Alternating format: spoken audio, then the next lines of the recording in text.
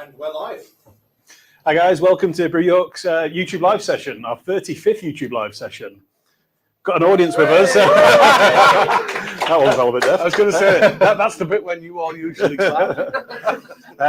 We're back in the tasting room, or as Lee likes to call it, The boudoir. So we're in Warmgate for the live tasting. We're joined by some guests tonight. We've got Brass Castle joining us a little bit later on to talk to you about the beer we brewed today. Welcome to our live audience. And welcome to our subscribers at home and also anyone else who's tuning in for the night. Lee's back as well. I don't know if have we got any on-screen companions to make the here it comes. Stream more enjoyable for everyone else. You know we do. Oh, there it is. There it is.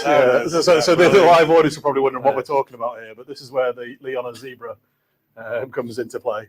Yeah, so I hadn't watched the playback of this, and then I rocked up to our birthday party, and then Pete and Kerry turned up with these badges, these like self-made badges of me riding a zebra. I was like, what on earth is that all about? It turns out it came from the last session when you talked about potentially making a badge, or they decided they were going to, I don't know. They made the badge. We talked about it, but they followed through. So I think I've got the badge at home, or did I might have traded it with somebody. So we need to go commercial on that and start selling them. Yeah, I don't think anybody needs that in their life. So just one beer to get out of the fridge today. So that's the Give the Wolf a Cherry, which is one of our birthday collab beers with Lervig. So if you get it out of the fridge, it's going to taste much, much nicer once it's warmed up and it's starting to let some of the flavour out. And the most important one, so we were talking about monetizing YouTube earlier. So the most important one now is to make sure you like the video. If you like it, not subscribe and like it. It. No, we're only joking. The monetization thing is a background thing we've been talking about, because you've got to hit 5,000 views a month to be able to tick that button. And we're not quite there yet, but we're doing pretty well. We're about 70% of the way there. So cool. More content going out, I think, will help with that. Cool. So running order for this month, and I've just realised I've made a schoolboy error, because I've just been drinking Schooner Matata, and we're about to drink Schooner Matata. Preloaded on it. First beer up is going to be Schooner Matata, 5% hazy pale. Then that's going to be followed by Ghost, which is one of our birthday beers. That one was made with Black Brute out of Germany. It's a modern IPA, 7.2. We then got, which is my personal favourite of the birthday beers, Colour of Your Life, which was brewed with Funky Fluid out of Poland, which is a pastry sour featuring guava, banana, and passion fruit. And then we conclude with the beer that's just been mentioned that you need to get out of your fridges. That's 12%, brewed with Lervig, which is cherry, cacao, tonka, and vanilla. Okay, so in addition to that, in your boxes this month, depending on which box you got, you will have also potentially have got the 2 Star Wars beers, Mandalorian and Obi-Wan. We've done some recipe tweaks to those this year, and I think both are superior to the versions last year. And you also, if you subscribe to the top end box, would have got 2 State of Mind beers this month. You would have got the red wine version of the Revenge and the Jack Daniel's bourbon aged version of the Revenge. Have you tried any of them yet? I tried them in the tank. I've not tried them since they've been packaged. No, I'm looking forward to trying those ones, especially the red wine one. I've had interesting results in a good way with red wine barrels in the past. So I'm interested to see how that one's turned out. I think in-house, the favoured one was the red wine of the 2. Yeah, John's nodding at the back of the room, telling me I'm correct. Okay. So as we go along, we're going to be doing the same routine. We'll be talking about the beer, the concept behind the beer, whether that be the recipe, the name, anything that's unique about the process that went into making the beer, the branding, etc. And we want this to be as interesting a session for you as we can possibly make it. So to do that, we need to make it interactive. So we need you to contribute by getting your questions in. In the room, you'll just be able to put up your hand at the right point and we'll come to you and you can ask your question. We'll then reiterate that for the camera. Online, you have the ability to post comments below this video. And we're now using this fancy new technology called StreamYard, which means that Pete, if he likes your question, can then repost it at the bottom, as he's just done with the "if you have any questions" prompt, and then we will address those questions at the right time. So yeah, get as many questions as you can. As a reminder, we've got Sam and Nathan from Brass Castle joining us later, so it would be good if some of those questions were for them and not just stuff for me and Wayne. And Chris from Brass Castle, who joined us earlier for the brew, said he's going to tune in from home. So it's a test if he really is tuning in, because he might be able to fire a question in for you guys and put you on the spot. Yeah, Chris. Sounds great. Come up with the most obscure, difficult Brass Castle related questions you can. Ready for those guys later on. So as we drink each beer, we're also going to be taking a particular specialist subject. We start out with highlights. We're then going to move on to, you've just taken it away from me. Brass Castle join us, I remember, don't we? Yeah. Brass Castle join us for the second beer. So we're then going to do a focus on Brass Castle, behind the beers that they make, behind the brewery, behind the people there. For the third beer, we'll then be talking about how the birthday bash went. Spoiler, effing awesome. And I'm also going to be giving you a very quick rundown on another beer festival that I'm involved with, that Brew York is sponsoring, which has been hosted locally in aid of charity. So I'm going to just do a little bit on that. And then finally, with the final beer, we're going to talk about what you can expect next month in terms of YouTube content and in terms of the beers. Okay. So we kept you, well, we've been talking plenty of time now, so you guys hopefully have already started drinking your beer. First beer up today, we mentioned earlier, Schooner Matata. It means no worries. It's a obscure, well, not obscure, it's pretty obvious link to reference to Lion King. Or should I not say that, given our recent experience with Disney and IP infringement? Well, this is second or third year we've released this one, and we've not cottoned on yet, so it might be okay. So obviously a big nod to the Lion King, and hence the artwork. So the guys at United by Design smashed it again. They took a lot of our existing animals from our previous beers and they put it into a nice montage to the Lion King on the front of it. Have you watched the new Lion King? Yeah, it's really good. Me and Polly watched it a few weeks back. Right? Incredible special effects. I have no idea how they do that. They just train the animals really well. So yeah, pretty. We love the branding, which is why we keep bringing this beer back. The style itself is pretty popular beer. The style is a very popular style. It's a New England IPA. It's a hazy pale ale. This is quite a low strength hazy, so it's a 5%. 5%, isn't it? Yeah. So 5% makes the haziness and the body of the beer. It makes it really easy drinking. So it's. Did we use my favorite? No, we didn't use chip malt, did we? Not in this one. I don't think so. No, sorry. Ruined it for me, but lots of oat in this Pilsner malt. So we've switched a lot of our pale beers across to Pilsner malt this year because we want to move our grain silo, our big silo outside the building, which is our main pale malt. We want to move that across to Pilsner. So it gives you a lighter colour. It gives you not too dissimilar effect to the taste of the beer, but it's the visual thing. It'll make the beer a lot paler to start with, which we can then add darker malts in and affect the colour as we wish in other styles. But this one's got lots of different malt, but also oats, flaked oats and malted oats in this one. And then what else have you done on it? What are the hops in this one? Citra, Mosaic? Well, it's a phrase that actually Nathan mentioned earlier. The Holy Trinity, we call this combination. Citra, Mosaic, Simcoe. For me, that's the perfect three hops to make this style of beer with. They play to each other's strengths. It's a beautiful combination. And they're kind of as near as you can get to no-fail hops. If you're using those, you're probably going to make a good beer. Yeah, and they're not used as often anymore as they used to be because there's newer, sexier hops on the market, but you can't really beat the combo. It works really, really well. So people are trying out new stuff, and it depends what your personal preference is, but I really like this combo. Simcoe is a pretty interesting hop. It's always been one that I've really enjoyed myself. And another thing that I think stands out, at least for me in this one, is something that the team led by head brewer Tom have been focusing on is making sure that the final pH of the beer is exactly where it needs to be. So we've been using, this isn't very sexy, we've been using phosphoric acid to make sure it gets to where it is. We've been using lactic acid previously, but that can kind of change the flavour in a sometimes less desirable way. So we've been using a different type of acid to just get the final pH exactly where we want it. And the pH plays a huge role in how the hops express themselves. So if you get the pH right, you get better expression out of the hops, as well as getting a more stable beer. So that's been a big focus recently. So I think it's only the second time we brought this beer out. I think it is. Yeah. We skipped a year. Yeah. It was 2021. I think this wasn't my favourite beer of the year, but I think it was my favourite branding of the year. Yeah. And then we skipped a year. and then it's back for 2023. So we seem to have quite a few hazies out at the moment, which is contrary to what we typically drink personally. The styles, like I said before, it's pretty popular. If you guys have had Time Traveling Taxi from our core range, it's the same style of beer as that. Time Traveling Taxi's proving hugely popular at the moment. So having Schooner out at the same time is a bit of a risky strategy for us, because what could happen is our customers might start buying that instead of Time Traveling Taxi and cannibalize some of the sales.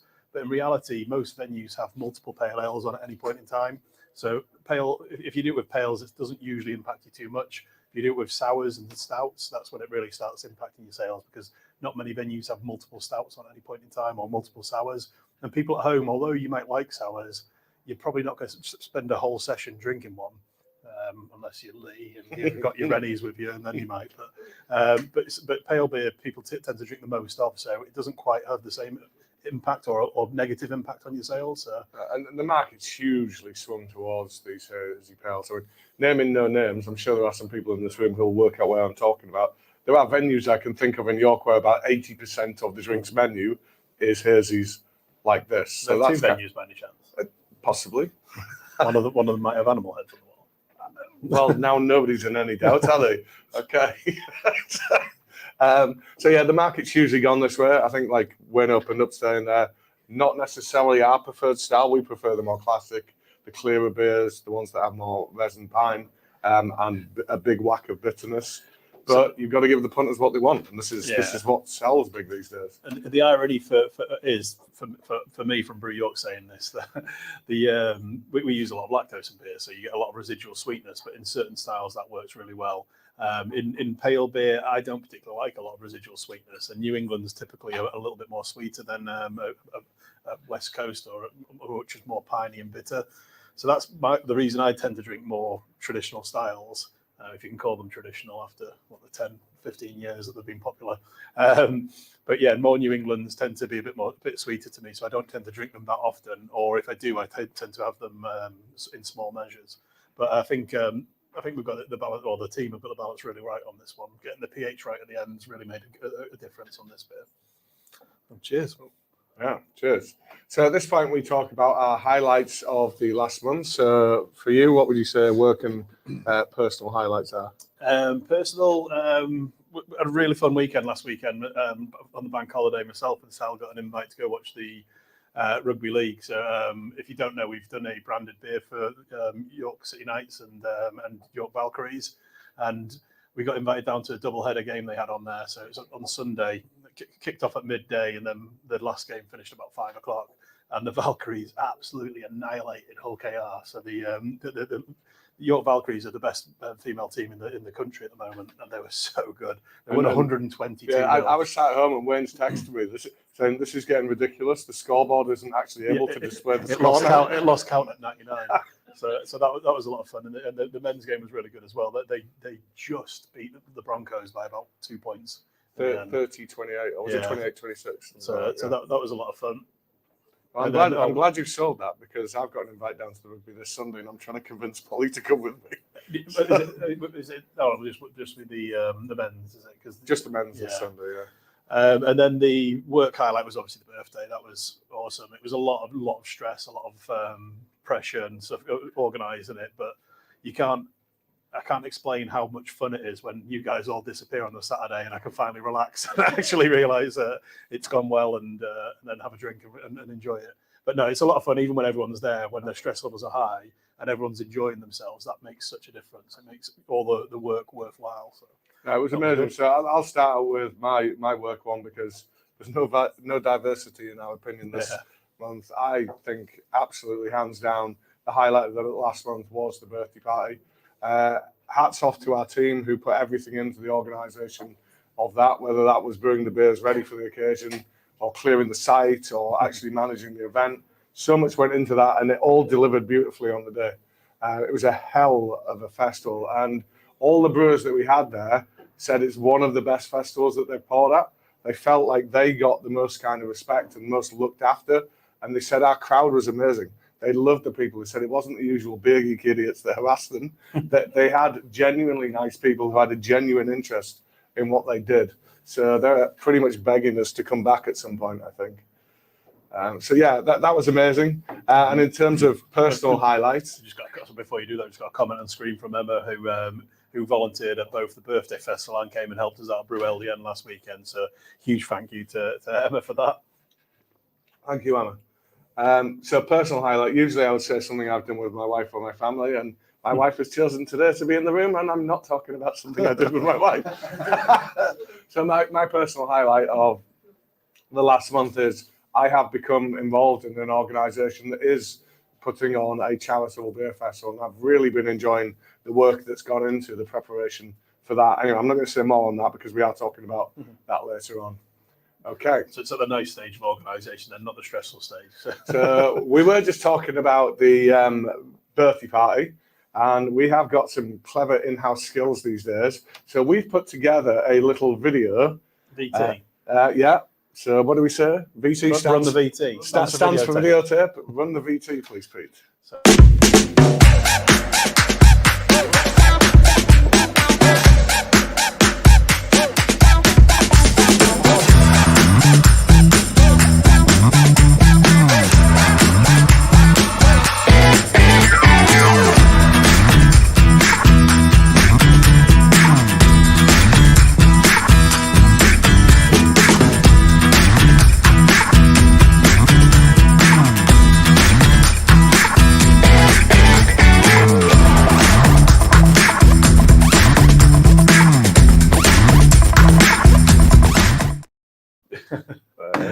So hopefully that worked without a hitch.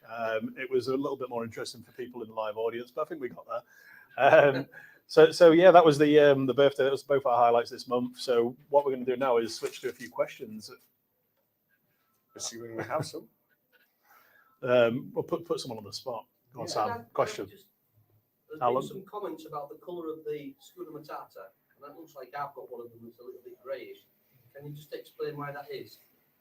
Yeah, unfortunately, for the first time in probably about 2.5 years, we've had a little bit of a glitch with our canning line, it would seem. So this has only come to our awareness in the last couple of days. It does seem to be somewhat intermittent. It's not every can. It's just a very, very occasional can, which it doesn't seem to be impacting the flavour, but it certainly is making the appearance less than appealing. Yeah. So we are on top of it. We think we know what's caused it on the canning line. A part has been sourced. It will be replaced next week. Okay. It tastes all right. Yeah, it's annoying. It's an issue that we dealt with many times with previous canning lines. We've never had it with this one. So there's been an equipment failure that's gone unnoticed. We have now worked out what it is. We are handling it. Possibly. So apologies to anyone who has one of those. It shouldn't impact the flavour, as we say. Just maybe close your eyes while you're drinking it. Frustratingly, the last time it occurred was in this exact same batch of beer. So same beer 2 years ago. I think it was pretty much 2 years ago today. So it might be the last time you see this beer, because it would seem that this one is jinxed. Any questions from the audience or any questions from home? You want to flash one up, Pete? To be fair, we've not actually had many questions through, guys. Although I do want to just pop this briefly up on screen because we've got someone checking in from the Dominican Republic. Oh my God! Nice. Right. Well, I think the award for the furthest away attendee to one of these sessions definitely goes to you, Judy May. What temperature? Sorry, what time is it in Dominican? So our guys from the Dominican Republic, so happy we got the resort Wi-Fi to work so we could join you as always. P.S. It's 31 degrees here and the beer is going down a right treat. Oh, so you obviously only flew out recently. The beers got delivered to you. You put them in your suitcase. You've flown them out to the Dominican Republic and you're drinking along. That's dedication to the cause. I love that. Well done. Yeah, amazing. And you've got an extra few kilos in your baggage allowance when you go home. For some duty free. Okay, so we haven't got any further questions. Oh, we do. No, we do have one in the room. So having enjoyed your birthday, are you already starting to think about who you'd like to invite to your next one? And any thoughts? Let us know anyone you'd not arranged, you'd like to invite. Okay, so we've been asked, are we thinking about the next birthday festival? So this week just gone, we had a big digest where we looked at how it had done financially how people thought about it. It's one of the topics that you want to I probably shouldn't go into it too much, but we sent out a questionnaire. We got some good responses, almost entirely positive feedback. Few things that we definitely want to look at and definitely want to work on. In terms of how we're going to approach it next time, I don't want to give the game away, but we are going to change it up a bit. I think the only thing I will share at this point is we want more breweries involved. And in the past, every time we've got on the back of the festival, it's you're riding the high of the festival. You've got the adrenaline rush, and you look back and you know that you've had a good time, but you think, God, I'm glad we've got a year to the next one. Contrary to that, this year, I kind of feel like I'm really excited. I want to do a summer festival, so I've put that to the team. We'll see who's on board with that, but a very scaled down. It's not going to be across both sites. If we do it, it'll be Hanley Tap with a extension. So basically one of the sites and a little. I'm loving this recent role reversal. Yeah. You know, I'm the one that's supposed to do the spoilers, don't you? Exactly. So yeah, we'll get some more meat on the bones of that, but do something while the weather's nice and hopefully have another little celebration. Yeah, so there are no flesh on those bones. That's literally a conversation we had about 2 days ago. Wouldn't it be good if we could? So yeah, a lot of work that needs to go into that, and I think there's a lot of people in our team who appreciate a little bit of headroom after the organisation of the previous event before we plough headlong into something like that. Okay, any other questions? Or are we jumping on to the next beer? One in the chat if you want to. One in the chat if you want to put that up, yeah. So any more collaborations in the pipeline? Yeah, we've got a full calendar laid out. I can tell you the next two. The next one I'm super excited about. We're going to be working with long-time heroes of mine, Adnams. So Adnams is next month. We are isolating a part of their yeast strain because it turns out their yeast strain is not actually just one yeast, it's 3 yeasts. So we're going to isolate one of those 3 yeasts and we're going to make a predominantly cask beer with one of those 3 yeasts. So super excited to get Dan and Connor here from Adnams for next month. We think they won't be in the room for the YouTube. They'll be brewing with us before the YouTube, and then they'll be dialing into the YouTube through this fancy new technology that Pete sorted out. This fancy internet thing. And then the one after that is, I've just been text messaging him before this, is Jordan and probably others from the team of Unbarred are coming north from Brighton to brew with us in July. Beyond that, I can't remember, but we do have things booked in. We've been to a beer festival. Every time we go to a beer festival, we have a few drinks and commit to things and then remember a few weeks later, oh yeah, I forgot about that one. So yeah, and that's the season we're back in now. We're in festival season, so that's when a lot of this stuff happens. In between basically September and March, we do a lot of catching up with our mates who we get on, well with, who are local or and we try and squeeze things in. But then you kind of get back out again. You see a lot more people, and you kind of remind yourself of what we previously agreed to. So we previously agreed to one with the guys at Flowerhorn, didn't we? And that was about 2 years ago. We still haven't got that one done. Yeah, well, there's that's a few just like that always happens. Sometimes the way it happens. Like the final beer that we taste today is with Lervig. It's probably 3 or 4 years ago that we agreed to collab with them, and it took us until this year to actually make that happen. Yeah, we need to pester the guys to see if we can go across to Stavanger and get the return collab. That definitely needs to happen. So yeah, now is the time we start nailing some collabs and putting even more in the calendar. So watch this space on those. I'm trying to think who else we got coming up. Yeasty Boys were supposed to do this year at some point. Has anyone seen that's Stu amazing. from Yeasty Boys on Sky News talking about trying to get New Zealand into the Eurovision? It is so funny. They've been serious. They've had a music video made for why New Zealand haven't been involved. So this is like his joke that's gone really far because he's got national media coverage on it. But Stu's awesome. He's a real nice guy, and he's supposed to be coming up in the summer to brew a beer with us. So we'll see how that goes. We'll maybe do a Eurovision thing, and Lee can get on TikTok finally. I don't need to be on TikTok. I'm of an age where I'm not even really supposed to know what TikTok is. TikTok's the robot from Return to Oz. It's like that little round robot. The brass thing. Yeah. The rotund brass. That's what we originally named our Tonka infusion. Is that genuinely called TikTok? Right, okay. Right. So anyway, on that note, I think it's time we moved on to the next beer.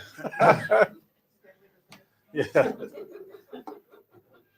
So, Anne, do you want to just come on camera quickly and say hello to all your fans who've joined and are gutted that you aren't here this week? So last. No, the reason I went, is the second you got sent to the camera, Pete put an slapped overlay the on to artwork, start. so your face couldn't be seen. You know he's going to do it again, though, don't you? So after we don't spend too much time and attention on it, but we do watch the subscriber numbers and the viewer numbers of the videos, and we were on a little bit of a decline until Anne joined us on a live stream, and then we're on the rise again. So I'll serve you, Anne. So no, but we're sure that today Sam's going to bring all his followers along, aren't you? And well, you can grill him interrogate him on the questions, and that'll get all the views coming in. Right. So before Sam and Nathan join us, we've just got to talk through the second beer, which is called Ghost. So topically, was it a tribute to Patrick Swayze? No, it's my favourite goth metal band. That's why it's called Ghost. No, it's called Ghost because, well, each of these beers has been brewed with an international brewery, and each of them, with the exception of the US one, has entered Eurovision. And then the artwork and the name is an artist that has formally represented that country in Eurovision. We've gone super goddamn tenuous on this. Well, essentially, we found the breweries we wanted to work with. We came up with the awesome beers and concepts and ideas, and then we needed to find a theme that fit. And I think the guys did an awesome job of finding the theme. We then had to make the names work because that's and we what seriously crowbarred them in there because one of them was a US brewery we were working with, and obviously Eurovision has stretched the boundaries in terms of letting Australia in, but to the best of my knowledge, the US has not as yet participated in Eurovision. Also, we thought. Turns out Flowrider did represent Norway? No, not Norway. No, San Marino. San Marino. Yeah. Flowrider represented Norway, so that gave us the American angle. San Marino. I keep saying Norway, but it's San Marino. Jesus, still San Marino. Yeah, it's definitely Norway.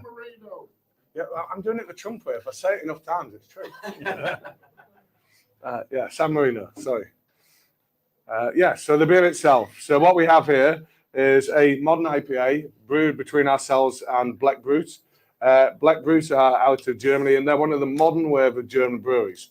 So the thing in Germany is you have this thing called the Reinheitsgebot, which is the purity law. It goes back to the 1500s, I believe, and it basically states that you should only brew beer with 4 basic ingredients: water, hops, barley. Well, it used to be those 3. Eventually they realized there was something magic making it all happen, and they extended it to be 4, and they added yeast. So in Germany, you're only supposed to brew beer with those 4 ingredients, with the exception of...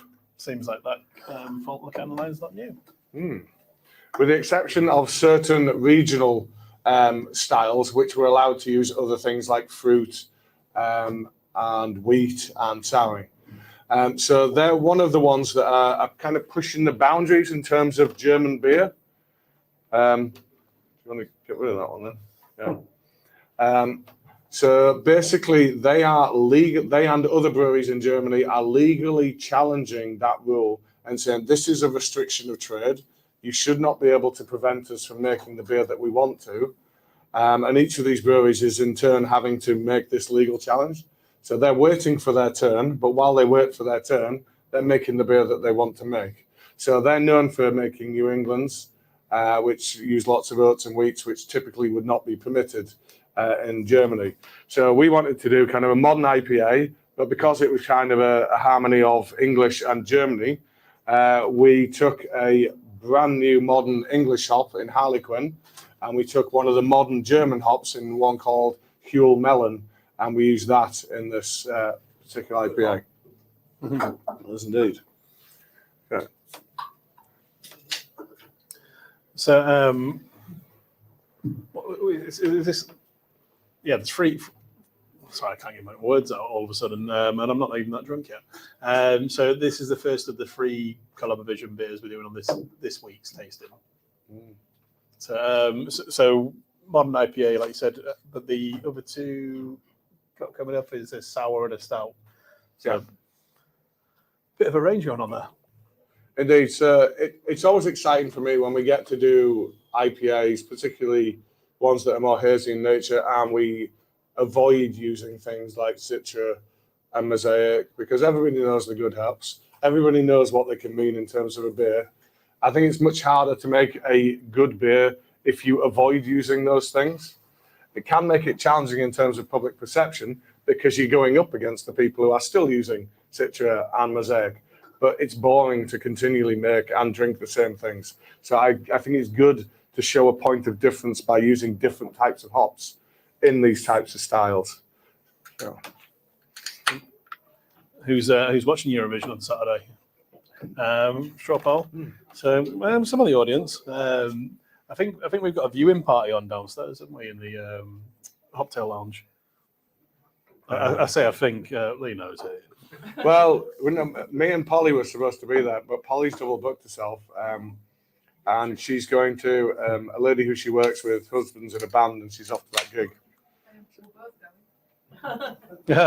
What? Yeah, he'll go in. No, we're not. No, we're not both going. You're on camera.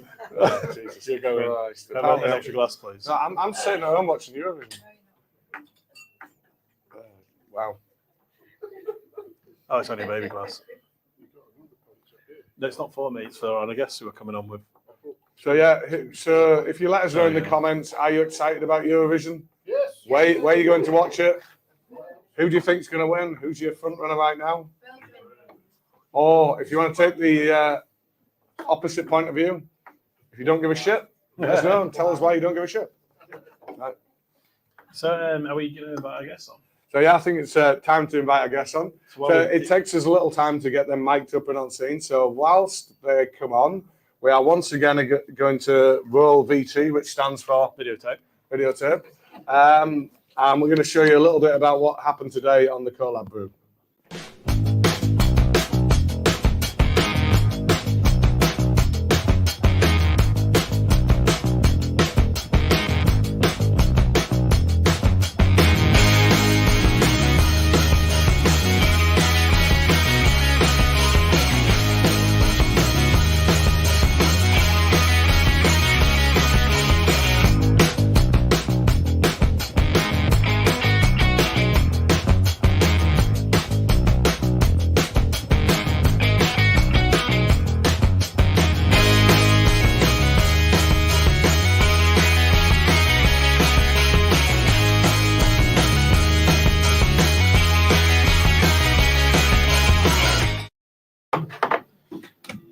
And we're back on. So I'm just flipping the screen back round. We were using my laptop on which we're receiving the questions. Oh, nice. So while we're waiting to get back, what they both forgot to mention is their highlight of the week is in fact doing a fantastic collab brew with Brass Castle Brewery.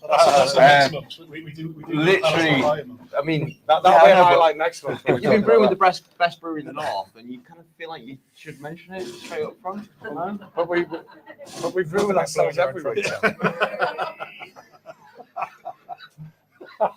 Yeah. So welcome on screen. I think you can put up captions. So this is Sam, and I think we can show the name on screen. There we go. Sam is head brewer at Brass Castle, and then furthest along we have Nathan, and you are a brewer, resident tea boy. He just kind of hangs around. Okay. Okay, so yeah, we have Sam and Nathan with us this month. So why having us? don't you tell us a little bit about Brass Castle? Why do we start out with, why is it called Brass Castle? Do you want to do it? So Phil, who is our owner and just grand wizard of Brass Castle, he lived on Brass Castle Drive in Pocklington, so a little town. Brass Castle Hill, thank you. We've got the Pocklington crowd. I wasn't going to correct him. Oh, nice. Yeah, he started his brewery as a one-man band in that area, and it's quite an interesting name, so he took it for the brewery. On a little one-barrel kit, brewing Bad Kitty, which is now our flagship beer still. God knows how many years on. And my wife's favourite beer. Good taste, other than Lee. Fantastic taste. Yeah. And yeah, that won beer of the festival at York Beer Festival. I thought you were going to name the year. I thought that's what you were pausing Yeah, about. yeah, it was definitely a year. It was the year Brass Castle started. It's the same year. Go I on. knew it was the first time the beer had ever You'll know come better out. than I do. So when we think that's about 13 years ago, don't we? Yes, Yeah. that sounds about right. Yeah. So 2010, 2011-ish. Literally been on a one barrel kit, so 4 firkins at a time. For anyone who knows, who's in the pub trade knows how big a firkin is. And we'll be at the festival. I think you came and brewed on some of that early kit when we. Not the one barrel one. It was the big one. Okay, cool. Yeah, and then from then, Phil has gone on to brew more beers and taken more people on board, which is where we got on. And it's been absolutely fantastic for us. And they've always been one of my favourite breweries before I even worked for them. And I'm very happy to be working with them now. We've always had kind of a close friendship between the two breweries. Although Close might be pushing it, but yeah. but this is only the second time we've worked together, and neither. Third. We did the. You remember when you came sorry. over for the. No, sorry. So, no, I'm counting that as one occasion. So Okay. we've done a home and away, but 7 years ago, before either you were with Brass Castle, we did a 5-way collab shortly after we'd launched. So that was our first ever collab. So anyone at home, can you remember the name of it? Or anyone in the audience can remember the name of it? I know Ant doesn't count. So we'll come back to that one later if you remember. I don't know it. That's cool. Oh, nice. I thought that was the answer then on the screen. So, We'll come back to that one in a bit. I think I kind of know the answer, but anyway, we'll let you all guess, and we'll come back to that later on. Also, who okayed this? Questions.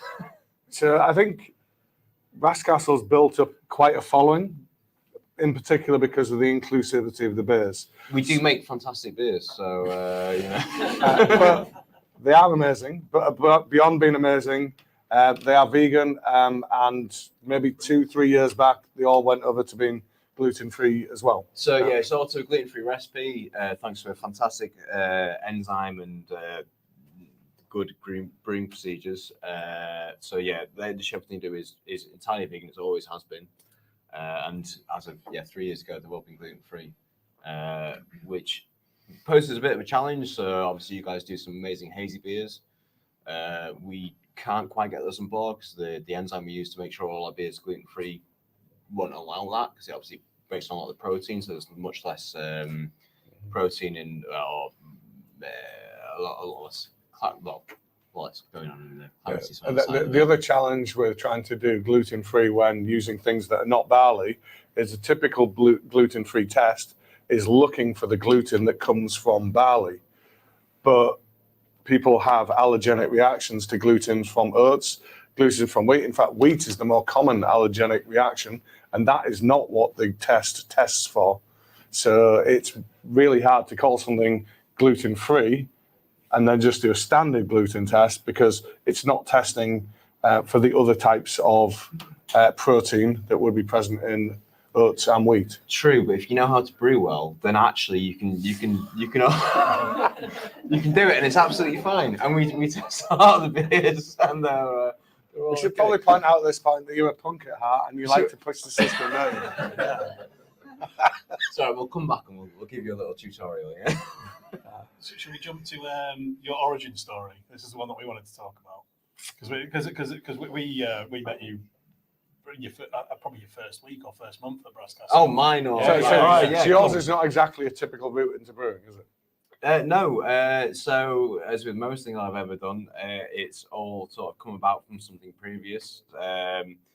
So I used to be a dry stone mauler, which is fantastic. I love spending time on the moors and out in nature and getting rained on all the time, because it's England and it rains a lot. I was then asked to build a bar for a pub in Leeds, it was like a government-funded art projects bar, and then Phil got wind of this and asked me to go build the Brass Castle Brew House, the Brass Castle Tap House, which was fantastic because they'd been my favorite brew for a while. I'm vegan myself, so obviously seeing Brass Castle in the bar, I always knew I could go drink it. I always enjoyed it. It was literally my favorite brewery. I was over the moon. I was like, fantastic, we'll go do that. And then I was ready to go back to dry stonewalling. And Phil said, "Do you want to come be a brewer?" I was like, "I don't know anything about brewing. I've done fermenting foods, obviously similar principle, keep things clean, making sure you're getting the right sort of creating the right environment for the bacteria or yeast, in beer's case, to work."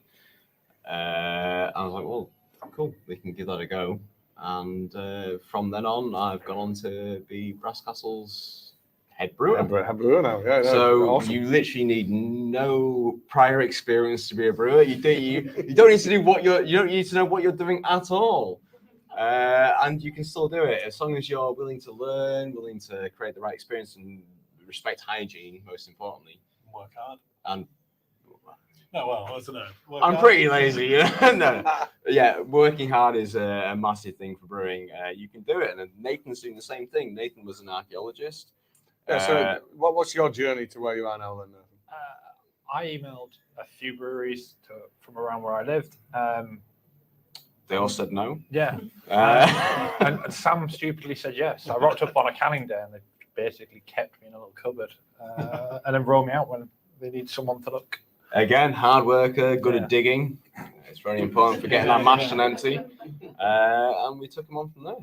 Yeah. I think in brewing you just got to be flexible, and I mean that both a physical sense and time sense. It's not a job that you can just be like, I'll clock off at 4 o'clock, because inevitably something will have gone horrifically wrong and you will be covered in words, yeast, hops, figs. Yeah, that was a good day. Yeah.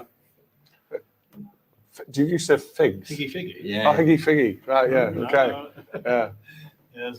Is that like an annual release now? Oh, they were awful. They were awful. Yeah, usually when you use fruits or something that sounds like it'd be really nice, It kind of absorbs the bitterness of the yeast, doesn't it? It sounds like the yeast is all the sugars. That's weird. It looks nice, and you think it's going to be good, but then you're like, nah. Yeah, they're so plump as well, because the yeast has gone in there and then just like released all the CO2, so they all just like expand massively, and you're like, oh, that looks fantastic. So it's not. Sorry, go on. I was just saying, a beer we brewed recently has fresh orange in it in the kettle, and I got in to clean the kettle out, and they were molten. Like the rest of the hops had gone cold, but the orange, the flesh of the orange stayed molten, and I was just like, oh god. Empty that one quickly. Yeah. So beyond kind of vegan beers, gluten-free beers, and it takes something for someone at Brew York to say this, some of your beers can be quite out there. You do kind of interesting stuff, some of it with a view to kind of heritage. So where's the inspiration for that? Yes. I think it's the fact that none of us know anything about brewing, and it's just nice to wing it. Yeah.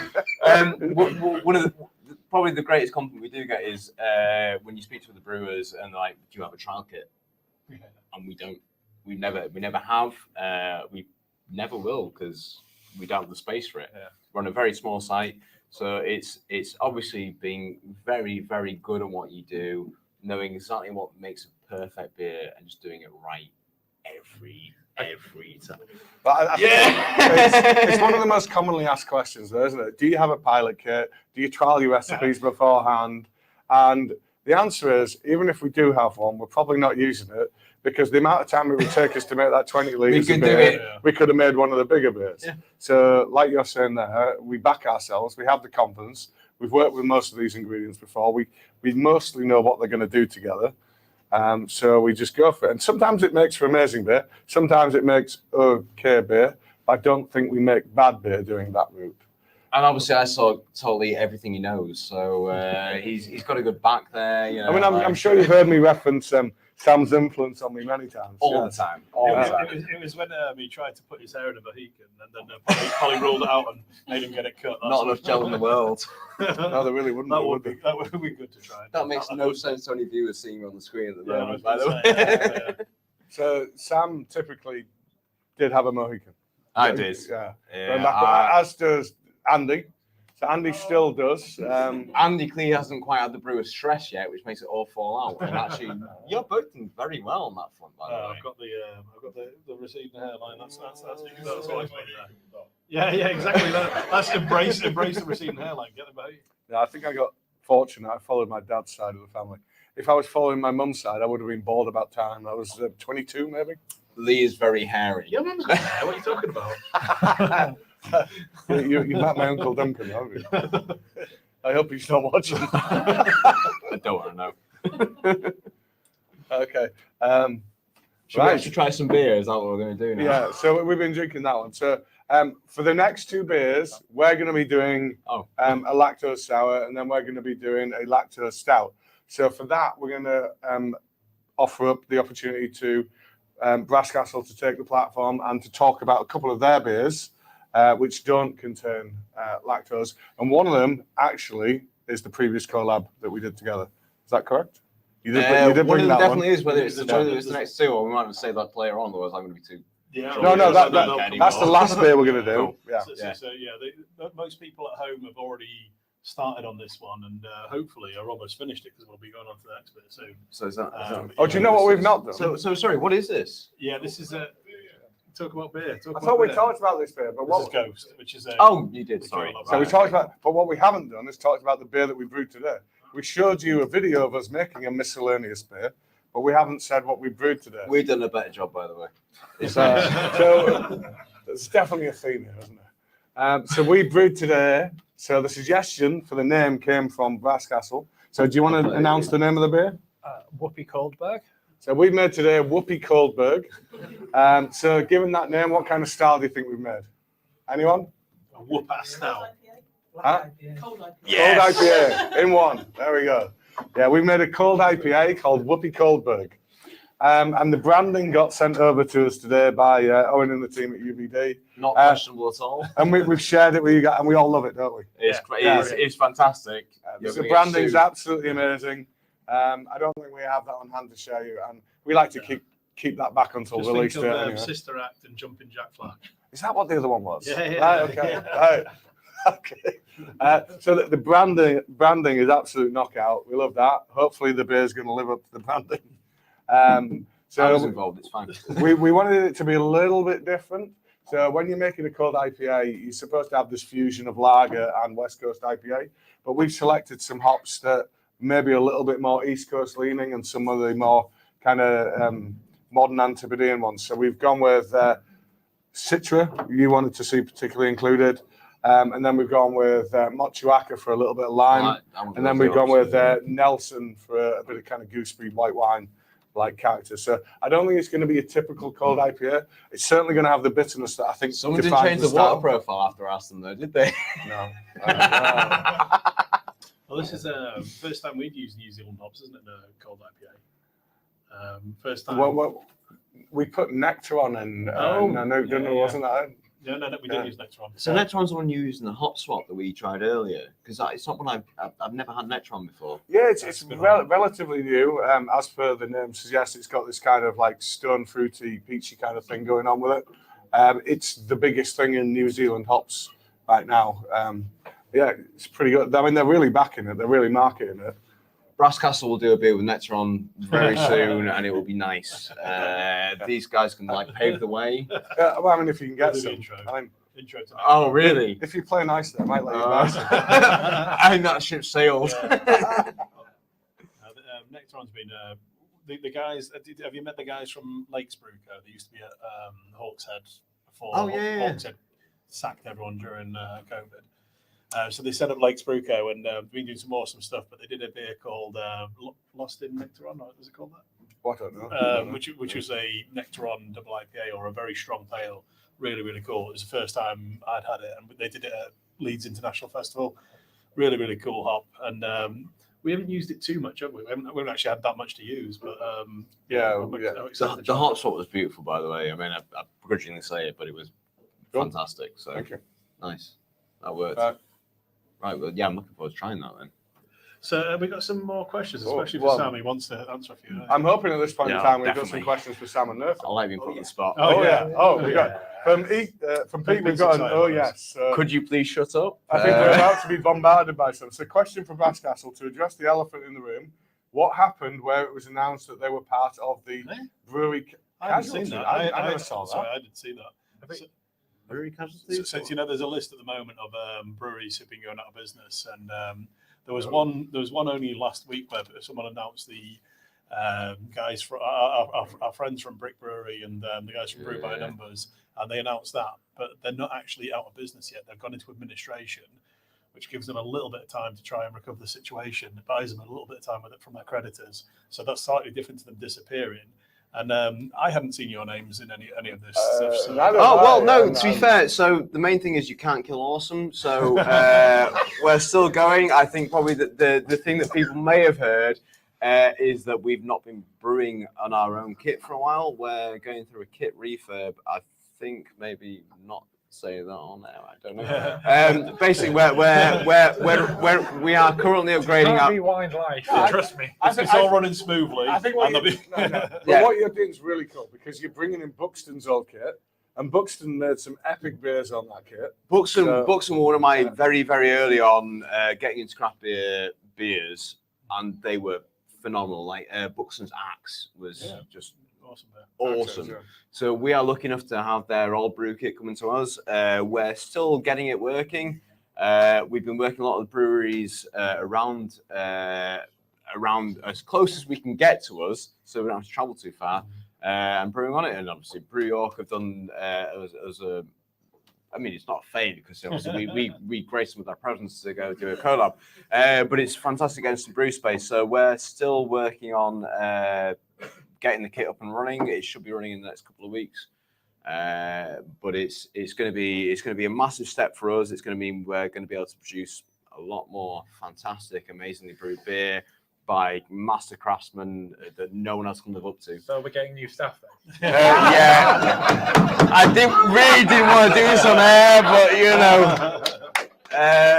but Lee is actually coming over to Lee to know how the kit works. I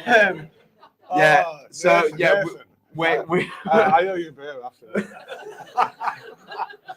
We're in flux at the moment is probably the answer to that question, but we're not going anywhere for a long time because you cannot shake me off. Yeah, because I think the worst someone could have seen is that maybe there's a little bit less of your beer out there at the minute while you're dealing with these challenges.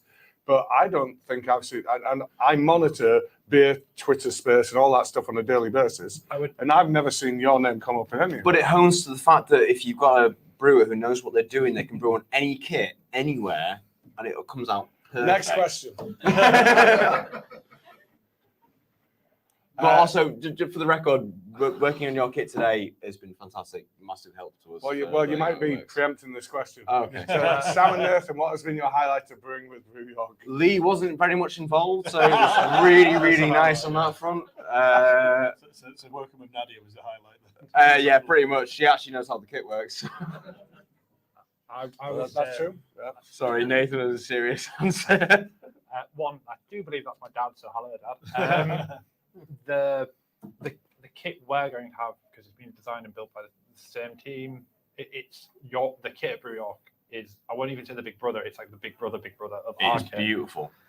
And to see where we will be eventually is beautiful. I've only been brewing since August, so for a large percentage than I think anyone would like of that time, I haven't actually been brewing as a commercial brewer. So to see the end goal, because the kit has been installed in a physical sense for nearly a month. It's not good too far. A good amount of time, and you've been sat there going, I really want to play on this shiny toy, but you can't. It's like unboxing your Christmas present and being told you can't play with it for at least. It's like there's no batteries included. That's the way I put it. It's like it's there, but I'm not giving you batteries for another month. Yeah, you've got to prove you're worth it. So I hopefully Chris is still. I did see Chris flash up earlier on there.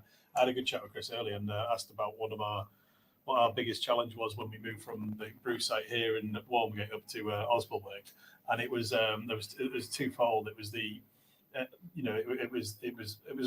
was all related to the people element. It's so difficult because you've got to work so hard during this transition phase. It's so much more work, even though you're not producing beer or you're not producing as much beer.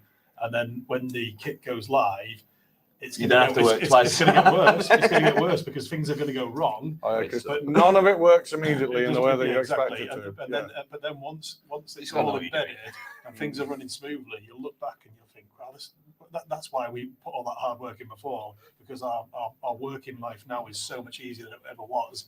So it'll be worth it in the long run. But you got to get through this initial phase. I can tell you're both so relaxed. Yeah, exactly. Then find a team who are around you are awesome, who can do the hard work, and then we just stress about all the other stuff instead. It's been a, like working with Nadia today. She's fantastic. She's amazing. You've done a great job with her. So, but it's been a real strain for you guys because you're brewing in 3 different contract breweries. So you've got like one brewer going that direction, one brewer going that direction, one brewer going that direction, just to try and kind of keep the lights on in terms of keeping the business going at the minute. His ass doing nothing. I would actually like to jump on that. I genuinely would like to say thank you to the other breweries as have given us space on their kit. Do you want to give them a shout A, out? B, and C, yeah, Yeah. miscellaneous breweries that we do. Yeah, I mean, If you want to give them a shout out, feel free to. 3 brothers have been absolutely amazing. They've Like been, really, Stockton. like Middlesbrough, Middlesbrough. Like they have been so good. And Tristan at Brewworks has been a massive help. Pickering. Yes, and we've done a couple of breweries with Bone Machine, who everyone knows. We don't talk about those guys. So anyone who's put their answer in yet for our first ever collab, I know Bone Machine weren't part of it. Marco was from his Brass Castle days. Maybe it was Brass But Castle then. yeah, As Marco was- everyone yeah, comes yeah. from Brass Castle. That sounded very weird. In fact, in an amazing connection, we're drinking a beer now called Ghost, and one of the breweries we brewed that first beer with, first collab, was called Ghost. They went out of business shortly afterwards, unfortunately. They got ripped off by the Chinese, but anyway, that's an entirely different story. Is there a go on to the unfortunate? No, they paid a significant sum for some equipment to come across, and it turned out to be a big fraudulent transaction. Oh, so wow. they lost their whole business over that. Anyway, sorry, moving on from that one. Jesus, we're doing some jolly stuff tonight, aren't we? We're about time for the next beer, so let's get the next beer out, and then Is it better than this one? you won't be allowed to try. But you won't find out because you won't do so that one. Oh, right. Yeah, you'll So- so better. We have some good beer. We'll go past it quickly because obviously we want to talk about the Brew beers, which are obviously far better than this one. This is Meat Underwater, which is a. with seaweed. I mean, I would as love Wayne has that, just said, but do you know what Wayne's nemesis hop is? Sabra. Sabra, yeah. Chris is the same. Yeah. Chris won't drink Sabra. It's one of those things. If you use it in a small portion along with other hops, I don't mind. But Sabro dominating a beer it's personal preference. Most people love it, but I just don't. So again, if you know how to brew and you do it right, you can do a fantastic job with Sabra. Maybe don't try our beer because It's It's predominant. Oh, It did you have it? definitely is. But it was originally got rid of brewed my with bins. Seagrow, thank you very much, who foraged seaweed from the coast of Filey. Scarborough. Barbados. Great guys. I think they're now doing it with Wall Top because we couldn't quite keep up with the flow of beer. But it's great beer, nice red IPA with Sabra and seaweed. How many? Go out, buy it, try it at home. It's a fantastic beer, much better than whatever these guys are going to be talking you to next. How many cans have you brought? Just one each. We brought 3 All right. Well, we'll share that one off camera in a because I bit. didn't quite know how this was I going just to don't want work. to be sick on camera. You see? All right. No, because I don't like Sabro. I love your beer. I just don't like Sabro. Yeah. Genuinely, I do want to try that. I'm looking forward to it. So it's just really interesting. I don't particularly like Sabra, but I like the sound of that beer. I love red IPAs. I like the fact you use seaweed, and I want to give that a try. So should be interesting. So It's all about the umami. well, exactly. And then with Korean street food in here, that's you learn it all the time. Things that you think wouldn't necessarily work just work. Doesn't do quite the same with beer. It's but no, it adds something. So on to the third beer. Is it me? Yeah, It is me. you, yeah. So hopefully you guys have got your colour of your life ready to try. So this was the collab we brewed with Funky Fluid from Poland. So Funky Fluid, I've done. This is how many beers we brewed with those guys? Second one. No, third because we brewed one at theirs as well. Oh, yes. Yeah. So no, we The did virtual one that we we weren't did a present virtual for, brew yeah. with Funky Fluids. We're going to do another in-person brew with the guys soon. Hopefully, everyone in the audience, you all make it down to the birthday? So hopefully you tried some of their beers in person. They've got some awesome beers in their repertoire. And that was our emergency supply. So if anyone came down to the birthday and was disappointed that the beer selection wasn't quite what we advertised, that was because we couldn't get the Funky Fluid and the, you say it, Merschlurtel. beer into the country in time. So we had to go to a backup plan, which was use their UK importer who had a limited selection. But the selection of Funky Fluid at the time was awesome. So we got some great stuff. The Merschlurtel. was also good, but there was only 4 different beers available. So that's why the selection wasn't as varied as we'd hoped. But back onto the main beer, what we're drinking now, which is the Colour of Your Life. So this was the pretty interesting collab, actually, because when Lee first came up with the concept and worked with the guys on it, I was very skeptical because banana in a beer didn't sound like a good idea to me, given that banana's a off-flavouring beer. And I think we've talked about this before on screen. But what I like us to do when we're working with a new brewery, I want to find something that they do that we don't, so we can learn from that brewery. So whether that's an ingredient or it's a process or whatever it might be. And Funky Fluid, I went through their back catalogue, I looked through all their highest rated beers, and I spotted that they use banana in a lot of beers. And like Wayne was saying there, it's something that felt kind of alien to us because banana is a characteristic that can be created by Belgian or German type yeast, and therefore it's associated with those types of beer. So the characteristic of banana in the beer can be considered as an off flavor. It can feel like, well, the yeast misbehaved. You let the yeast get to too high a temperature. So banana in beer, we just thought, no, we're not going to do that. It felt a bit weird. So you were a bit on the fence about it. But then we went across to the US, went to Tampa, and we went to Arcane Ale Works. This completely blew my mind. So Josh, our friend at Hidden Spring, took us on a little tour because we spent most of our time in Tampa, but he took us on a tour to a few of the further out places like Petersburg. St. Petersburg, yeah. And we went to this brewery called Arcane Ale Works, which was a really awesome tap room. We went in, it was absolutely heaving. You couldn't move in the place. And I could see from the distance the brew kit, and it was tiny. It was really, really small brew house. And with 2 cylindrical conical fermenters, so the stainless steel solid fermenters like we have in our tap room, but these were really small ones. In fact, I mean, you were saying about Brass Castles starting out with the 1 barrel, doing about the equivalent of 4 firkins. It was about that scale. It was really small. And I said, well, you guys have got like 20 different beers pouring right now. How do you possibly do that variety? How many fermenters? Well, all I could see was 2. And then they took me into a conditioning room. So they opened the kind the door. of a cold store. So yeah, and full of plastic fermenters. And that's how they were chilling the beer. And that's how they fermented all these beers. And they were mind-blowing. They were so good. And I was like, guys... Not just mind-blowing, the best pastry sours I have ever drunk. Yeah, as in like... And there's no way that should work. And my kind of thing is to drink sours, so I drunk a lot of them. The best I've ever had in this... We were driven to this... It was almost like it was like a shopping arcade. Yeah. And there's just this one unit where someone's put this like little brew house in. And best sours I've ever drunk. But more than that, the guys who owned it were so nice. They were the most friendly, like hospitable people in the world. So we didn't know them from anyone, and they were just like, "You guys want a beer?" And they wouldn't let us pay for a drink. So Lee milked them and got loads of cans to bring. Obviously, he gave them. But I loved the beer so much. I went up and I went, "I want one of them. I want one of them." Yeah. And I pulled together this like shopping basket of beers I wanted to take away, and they wouldn't even let me pay for them. So yeah, because you're.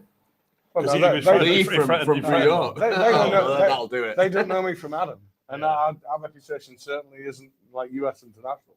So it's just because beer it's an amazing space in which we operate. So when you were doing this, did you use Belgian yeast to accentuate the banana characteristics? No. We used a lactobacillus to create the souring, and then we used a neutral like USO5 type yeast to then deliver the alcohol. So why not Belgian? Because the banana was there to do the banana. We didn't need to kind of, cool. And these guys, Arcane Ale Works, did this beer. It was called, well, it wasn't even a beer, was it? It was a hard seltzer, technically. I think so. But anyway, they called it Banana Fosters. And I didn't know what the hell that was, but apparently that's a dessert in America. And it's not just putting banana in your Fosters. That's more Aussie trait. Yeah, exactly. And I tried it, and I was like, yeah. But when he passed me, and he was like, "Oh, this is a banana." I was like, "Oh God, the one beer of your list I didn't really want to try." I was like, "Wow, this is." I think Untapped is like a 4.5, and that's just ridiculous. Untapped we hate. We talk about this all the time about how much we hate it, but a 4.5 beer on Untapped is just unheard of. And he gave me this, and it was like mind blowing. And then we kind of drank that for the rest of the evening. Well, yeah, that's pretty good. So they didn't make a bad beer. Everything we had there was incredible. And this absolutely incredible. What we've done here is completely. Well, it's not completely different. It's very inspired by what they've done, but it's a different style. Homage. Yeah, exactly. And the banana definitely comes through in the back of the beer, but the rest of the fruit really plays a much more prominent character than you'd expect. So, and something we've not quite mastered the art of yet is when you work with like thick purees like banana would be, is trying to homogenize the beer as you're packaging it, because in the tank it's just going to go up sit at the bottom. Yeah. But you want that to remain an equal part of the beer, so you kind of need to continually homogenize it while you package it. So we blast gas in at the bottom to try and mix it back up while we package, and that's only so CO2, successful. Not just CO2. But I think what happened with this beer is if you got to drink it on keg, you probably got some lovely pulpy fruit, but drinking it on can, all the fruit had gone into the keg. So you don't want it in can anyway. We've got the great flavour, but we've not got the kind of thicker puree type stuff. So obviously I can't drink it, so I can't appreciate the flavors that are going on there anyway. But would you consider doing it again with Belgian yeast, because that would just lend itself massively to it? Potentially, if we could keep the temperature down, because I wouldn't want to lean too heavily into those flavors. What?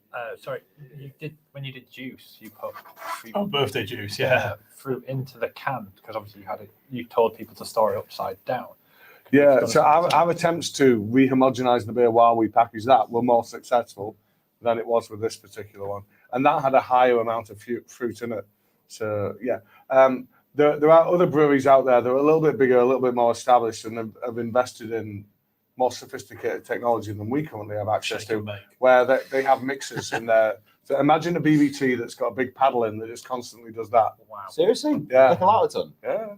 Yes.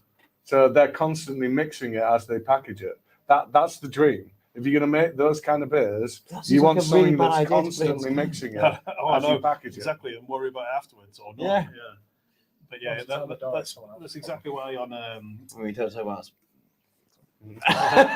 the guys at Vault City pretty much have that. I mean, Vault City know what they're doing with the roll it. So, yeah. Okay, cool. Which works well for them. So one day I'm going to go to Wayne and say, I want a big vessel with a big paddle in it, with a big gearbox and a paddle in. So we can. And he will tell you to stand there with a big shovel and serve it yourself. We'll get a winch and then we'll let him roll it. One day. But I think these beers are great. I think they'd have to be a bigger part of our portfolio to warrant doing that. I've enjoyed watching you drink it. If it helps, it really does. It looks like a nice beer to drink. Yeah, it's good. Yeah. It's the favourite of the three I've had so far this evening. Yeah, you've not tried the Brass Castle yet, though, have you? Sorry, it's the favourite of the four that I've had this evening. No, it's I think one of the notes you put in, Lee, is one of your favourite of the birthday beers, and genuinely is one of my favourite as well. How many did you do for that, by the way? 5, yeah. Yeah, because that's what you do for your 7th birthday. You do 5 beers because the numbers. It makes sense. Yeah. Next year we do 10. Yeah. Yeah, we're a little bit intimidated, but you can't just keep following the number. Because even doing the 5, it's going to be messy quite quickly, isn't it? Yeah. So we have a question in the room. Hello. You were just talking about the kit with a paddle. Is it out of reach? Is it so much more expensive than what you have now? It would be quite a bit more expensive, yeah. So this is the once we've brewed the actual beer, it goes into a fermenting vessel, and we have lots of them. And those vessels. Sorry to interrupt, but for those online, we should probably explain what the question was. So we were asked, would it be quite a bit more expensive to have the paddle in one of our packaging tanks? So although the most of the expensive kit is the brew house where we've got the mash tun and the kettle and all the rest of it, the fermenters are double skinned stainless steel vessels that you can cool as and when you need to. So they're not the most expensive, but they are expensive. But to add any intricacy into there, moving parts in particular causes us a problem, because not only do you need the gears, the motors, and everything to move that, but you also need a way to clean it to make it sterile, because a normal tank has very few surfaces to get bacteria buildup or any sort of shadows where you can't sterilize it. So yeah, the breweries I'm aware of that have this kind of technology are breweries that brew on behalf of lots of people. So they have to have the breadth of technology to be able to do everything. So like the Proof in Belgium, who we've had do our low alcohol beer, we know they have that kind of thing. We brew on behalf of Guaylo in the UK, and we know that they use like the Heart of Darkness out in Vietnam to produce their kind of beers. So we know those kind of places that specialize in brewing on behalf of lots of people have invested in this kind of stuff. But for us, who like once every 6 months might decide to put a lot of fruit in a beer, not a worthwhile investment. 6 months. It's more once every 6 weeks, more like. Well, there's two different types. Concentrate is like same as you buying your bottle of juice at home, putting under the tap. It mixes in nicely, doesn't it? Pure is not like that. Yeah. Pure needs to constantly be agitated to remain suspended. It's like your smoothies. If you buy a smoothie at home, you shake it before you pour it, don't you? And you don't necessarily need to do that with a normal juice drink. Could hypothetically so two things? Could you have like a part that you add to the tank when you want to do that? Obviously, that would be sort of expensive. 100% a removal, yeah. Or could you then do that to a tank, but then just leave the paddles like stationary? I guess that's the hygiene issue. The hygiene issue comes in there. But yeah, if you could do it by literally add it from the top, where all the gear and motor and everything's from the top. Yeah. That might be an easier way to do it. Then you remove it and just use it as normal tank. Anyway, we're overthinking. We're going like. I think we'll be losing our It's audience. probably next beer time, right? If we go much further into this, we're going to lose our audience. I think it's probably question time. Question time, yeah. Fitting. What have we got? Bring it. What is Brew York's favourite Brass Castle beer and vice versa? Oh, nice. Oh, that is so easy, Bad Kid. Yeah. Always Bad Kid. If it's not Bad Kid, what's the next answer? If it's not Bad Kid. House IPA from Bluebell House IPA. I'm not going to remember the name of it, but you did a. That was Bluebell House IPA. Bluebell York House IPA. Offline, we'll talk about that one. On vice versa, I'm yet to find one. A vegan friendly beer that you can drink. No, Taxi Driver is absolutely beautiful. There was one when Marco was with you guys, and you poured at one of our festivals here. Have I found the right button to push? It's okay. The coffee. So I'll say that again. So when Marco was with you guys, you did a thing. I think it was called something like Three Monkeys. Was that right? Oh no! Was it a barley wine? Barley wine. That was epic. Yeah. That was really good. Yeah. I had nothing to do with that, so that's probably why it was quite good. It's those beers that always taste amazing, but they're not. You can't make them work commercially because. Well, it's like we do Wallop every now and again, the single, which is just fantastic. I've got a fair few of them in my aged beer cupboard. I've got the bottles and the. You got some Beetlejuice? Yes, I have actually. Yeah, I've got one. Nice. Well. We started to touch on that earlier, but I don't think we got too far with it. But I love the fact that you as a brewery do these heritage styles like the Stingers. One of the things we were maybe going to mention is the house yeast.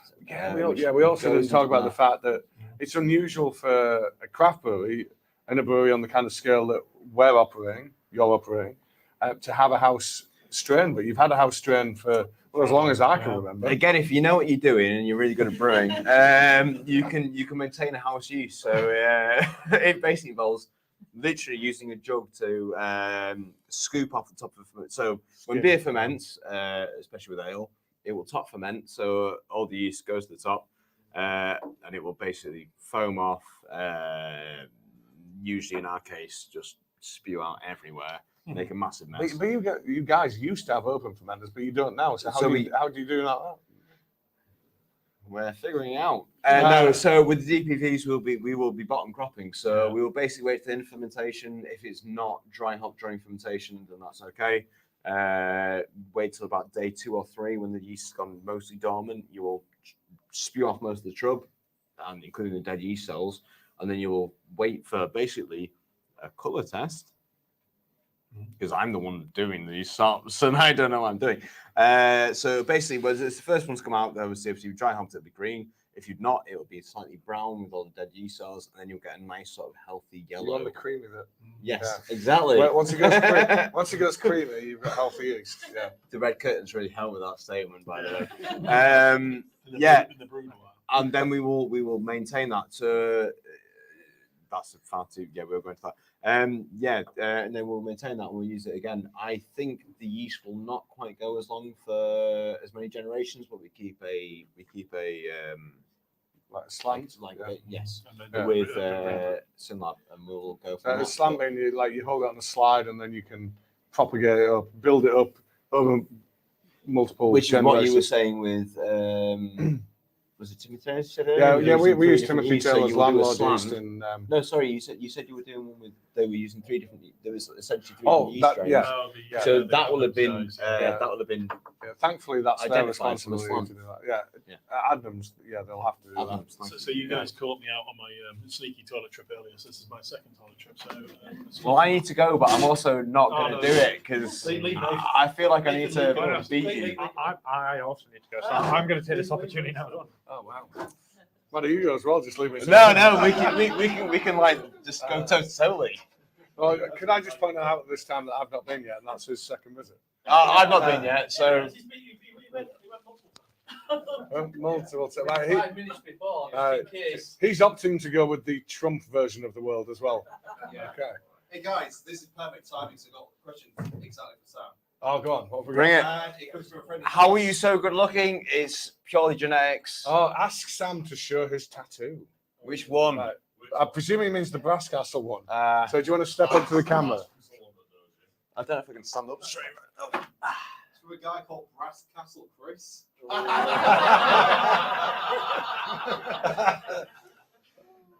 Oh yeah. I mean that's another thing we didn't talk about. So the Brass Castle logo is a thing called an ambigram, Yes, it is.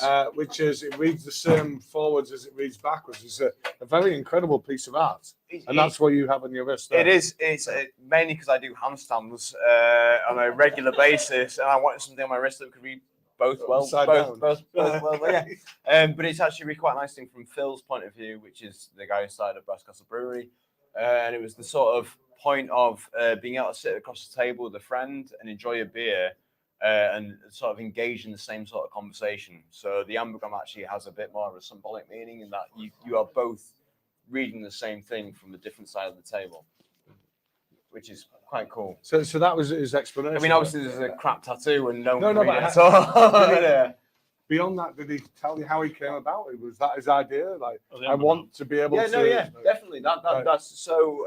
Every time we do branding now, Phil has a bit of input. Less than he used to do, but it's yeah. No, we can't live like that. But it was all based on that sort of ethos of everyone understanding the same sort of situation, everyone being on board with each other, everyone just sort of being friendly, which is a really nice way of doing it. Unfortunately, we can't afford beer bats at the moment, so if you could go on to brasscastlebrewery.com and don't know. So we referenced Phil quite a few times, and we should probably explain why he's not. As I was told I wasn't allowed to swear. No, Phil we've known for a number of years, and his wife Hannah, I believe it is. Harriet. Oh Jesus. Close. Sorry. Do you know why I should know her name? Because I listen to Mark Commode and Simon Mayo do a podcast on film reviews, and one of their regular contributors is Harriet. She writes in all the time. Oh, nice. So there's occasionally this reference to Harriet, who is the High Commissioner of. It used to be Boston. It's now Trinidad and Tobago. Or maybe just Trinidad, but yes. Yeah, so she's always getting this reference. It was Radio 1, but they've gone independent and doing another thing. So now she's like referenced on there. They are both some of the most lovely people I've been lucky enough to meet. Yourself excluded. Not quite such problematic people. Yeah, no, they're both lovely. Phil is the best boss I've ever had. It's a short list, and they've all been awful. So it's a low bar.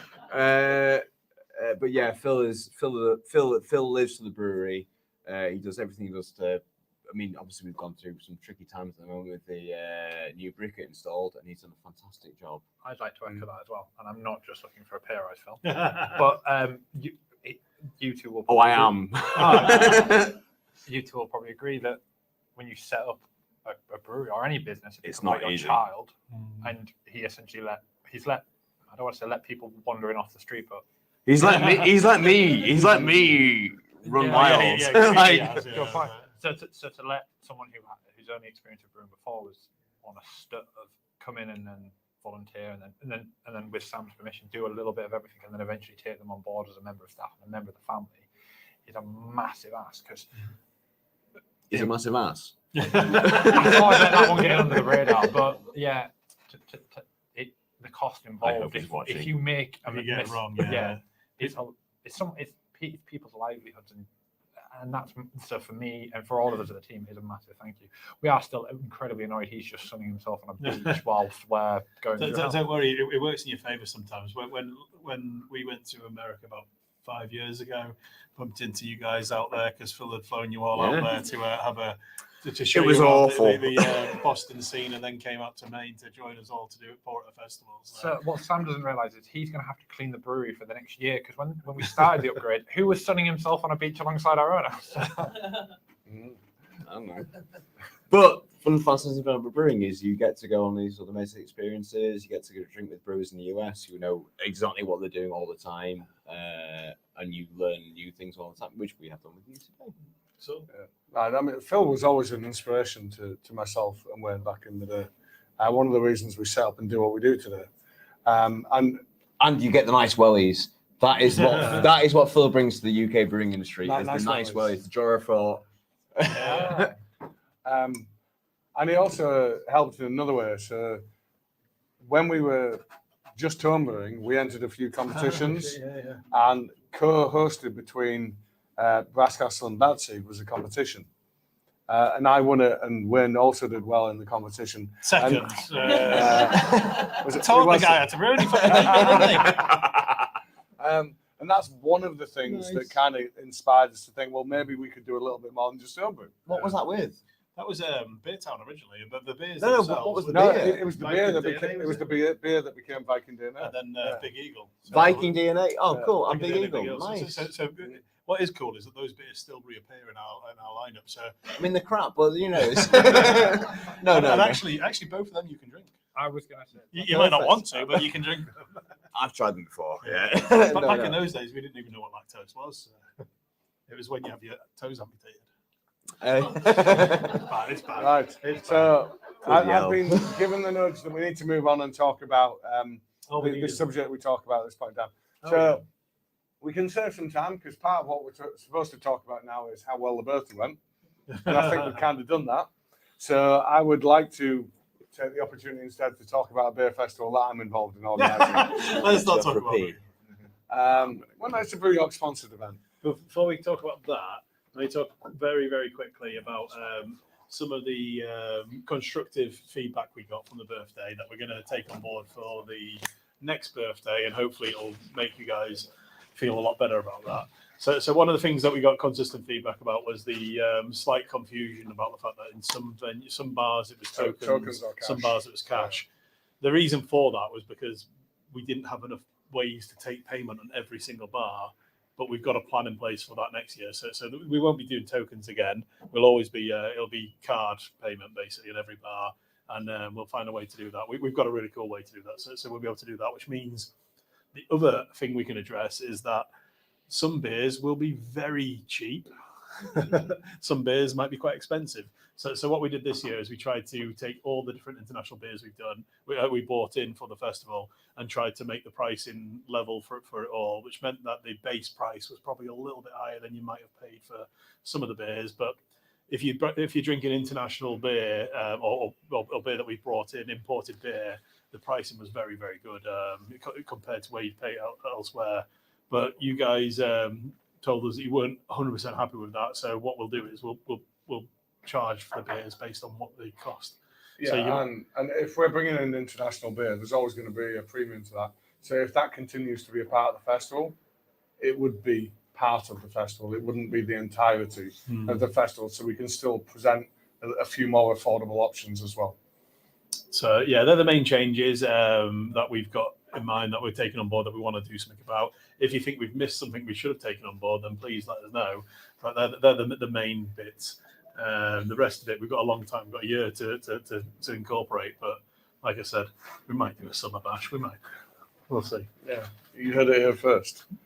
Right. So yeah, I just wanted to take a little bit of your time to talk about another beer festival that I'm involved in, which has been sponsored by Brew York, sponsored by YO1 Radio, and also aided by York Camera. So it's going to be taking place in the Merchant Adventurers Hall, which is about 5 minutes walk up the road from us. It's a almost 700-year-old building. It's a spectacular setting. It's beautiful. It's a grand old hall where we're going to put in long tables, German kind of Keller style, where you're going to be able to drink in there. Predominantly going to be cask beer. It's going to be about 75% cask, 25% keg. The beers are almost all going to be from North Yorkshire, mostly from in and around the York area. Brasscastle have contributed both equipment, expertise, time, and beer. Have and we? we've all, you might not be aware of it, but you have. But we also have. I have been overwhelmed by how generous our local beer community has been. Almost all the beer is coming into the festival for free, so we can then make money on behalf of the cause. Yay! So we then sell it to you at a reasonable price. And one of the charities that the Merchant Adventurers support is about extracurricular education of kids. And that's really important these days because obviously there's really kind of a lot of pressures on families these days. So it supports primary and secondary education. And this is to provide the funds to be able to do that. So we're hoping to raise about 10 grand. I'm hoping with your support we can blast through that and do a little bit more. So it's the 30th of June. That's the Friday evening session. And then there's going to be 2 sessions on Saturday, the 1st of July. And it's not just the beer. We're lining up some value-add activities as well. We've got the likes of Colin Strong from Salt Beer Factory joining us, reigning Brewer of the Year. Brian Dixon's coming across. He's the technical director and one of the founders of Northern Monk. We're going to have a cheese and beer tasting in every session. Yeah. And Lee's going to pole dance, is what I've heard. And if you came in the early session, you would be going to a cheese and beer tasting that's about traditional beer in York. Traditional cheese and York beer. And if you came to the later one, it would be modern beer and modern cheese. Yeah. So there's lots of things going on with it. YO1 are supporting with a stage and live acts and so forth. And we've got Spicy Biker doing Indian food. Ebos Sebus doing pizzas. And anyway, there's so much more to it. The main thing I need you to know is if you want to get there, you want to buy tickets, you go to yo1radio.co.uk. Beyond that, it's not easy to find. You then need to go to their vouchers page, and then you'll find where you can purchase the tickets from. Or click on this link. Handy link. You can also go to brasscastlebrewery.com and buy 6 packs of beer. I've been asked how much the tickets are. I believe they're £4 in advance, £5 on the door. But we're hoping to do most of it through the advance sales. So I'll leave that there. It's been posted up on the site for us there. Thank you, Pete. So yo1radio.co.uk. I'm going to milk this, so expect a similar plug next time we do this. But is there a reason of that split of keg and cask, or just is that what you just wanted, or is there a specific reason? Or I think 2 things. Everything I've been involved with for the recent year has been all about craft, and I just love cask. And I think you need to match the event to the scenario, to the setting. And that hall just suits cask. It's about the heritage of beer. Yeah, that's what it's like a medieval beer hall. Like that's just it's so beautiful. It's great. Yeah, absolutely. We can get married there. Actually, it's beautiful. Wow, good choice. You weren't meant to tell people. Well, we didn't, but we were looking at it. Sorry. Now I've done that, I'm going to jump down off my soapbox. Just in time for the new beer, please, Anne. It's Lee's there, so I'll do it. So we mentioned it earlier that the the fourth beer of the night, the fourth and final beer. Are we of the the last night. one? So yeah, so we've got Give the Wolf a Cherry. So Give the Wolf a Cherry was our collaboration with Lervig. So Lervig, if you don't know, are a pretty cool brewery from Norway. They do some pretty amazing beers. We've got a hand up already. Sold out. It's sold out. What has? The festival at Lee was just on about somebody sold out. No way. Really? Well done. So we'll have to get Lee on that one when he comes back. Apparently the festival's sold out there. Can't go. This But can is blocking my face. I'm pretty sure it hasn't sold out. So I'm sure it's just a website glitch. You've all just hit the website at the same time and crashed it. I don't think the merchant adventurers get more than 2 or 3 hits a night normally. So when he gets back, we'll ask him about that one. But it's not sold out. It definitely isn't. Not yet. So Give the Wolf a Cherry. So a bit of a random name because the Norwegian entry to Eurovision a few years ago was Subwoofer, which happened to be randomly. I looked at this. It was the guy from 5 or A1. Was it A1 or 5? A1. Sorry. Who was it? Who was the guy from A1? Who's part of? So some guy from A1, yeah.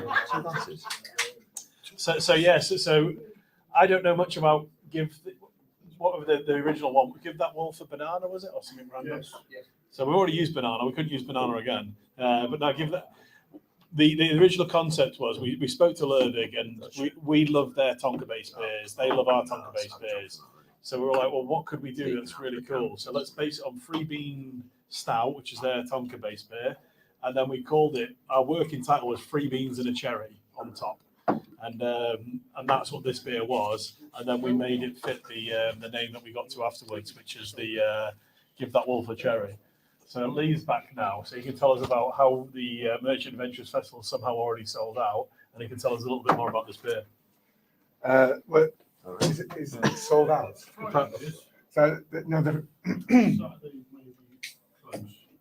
So the Friday is probably sold out because we said to each of our charitable contributors that we're going to kind of allow you free access. We're going to give you free beer. So if you were one of the breweries that contributed to us, the Friday is a little bit of a party for you guys as a thank you. Years ago. So you will be there. Oh, nice. So there was limited public entry to that session because we expect so many people coming along for a thank you. So obviously those tickets are sold out. There should still be good availability for at least the Saturday evening. I believe the Saturday afternoon sales were going pretty good. So if you do want to be there, this is your prompt. Get in quick. Things are obviously Because they're already sold out, so get in there very quick. Or bribe one of the donating brewers to join their party. So a bit more about the beer. So Give the Wolf a Cherry, one of the the longest fermenting beers we have brewed in a long time. So bear in mind that we regularly produce Pilsners and lagers, and we give our Pilsner a minimum of 6 weeks in tank. A typical beer we can ferment in 2 to 3 weeks. Our Pilsner's 3 months. Our Pilsner's 3 months. So how long did this one take? Did I say 3 weeks? Yeah. Sorry. I think you said 6 weeks. But yeah, this had a protracted fermentation, and in all honesty, we don't know why. Is that because cherry essence and cherry pulp in fermenter, or it was even pre-cherry. It was then once the cherry went in, then it lasted a bit more time. Just the 12%. Yeah, the kind of trick to making a big, strong dark beer is do not throw all the sugars at the yeast at once, because it absolutely bricks it and cannot do the job. It goes in shock. It goes into shock. It has glycemic shock. The sugars are too intimidating to it. So what you're supposed to do is to give it a certain amount of sugars to start with, and then you gradually dose in the sugars to kind of keep it going on. And we tried to do that with this, and then we put the fruit in, and John... And that shocked it even more. It stalled in a way that we didn't predict. And then we had to do our damnedest for the best part of 6 further weeks to tease it back into life. I hate this beer. So John, our cellar manager in the back, is not his favourite beer we've ever brewed. So John looks after our cellar, and we literally tried every trick in the book, didn't we, to get this going? It tastes great, so I'm really pleased with the end result. But Yeah, like I was we very nervous throughout this beer. we recirculate the beer to bring it back up to temperature. If you put some more heat in it, will the yeast kind of reinvigorate? We give Doesn't it some work, simple yeah. sugars to eat to try and bring it back Doesn't up. work. So the You people put and fresh process. yeast in to try and bring. And we did all of that, and eventually it worked. But it took us 9.5 weeks to get to the point where Isn't we there a got it to film? where. Isn't there a film called? Jesus, there is. Kim Basinger and Yeah, let's not go down that route. But one of the things about this beer is Mickey Rourke. No, because it's 12%, we pay a very high Duty duty rate on it. So the bulk of the cost of this beer is in the tax we pay the government. But what the bulk of the cost should have been, which we didn't charge for, was the Tank time.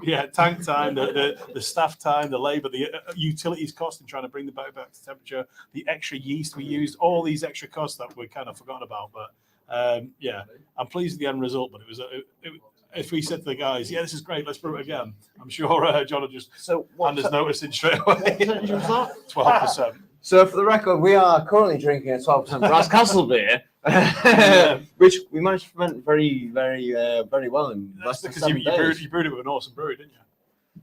So Lee showed up, yeah. So this That's a was our holiday. preceding brew, and it's kind of the Tom Coco beer done in a vegan way.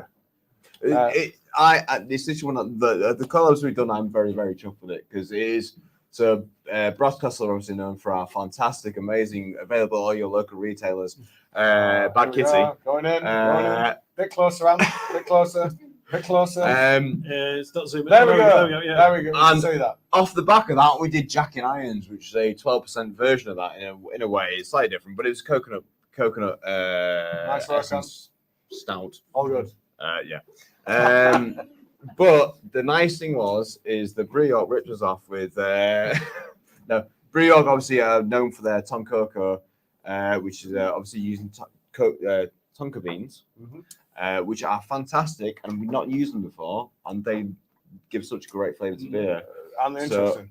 Yeah, they really are, and so little.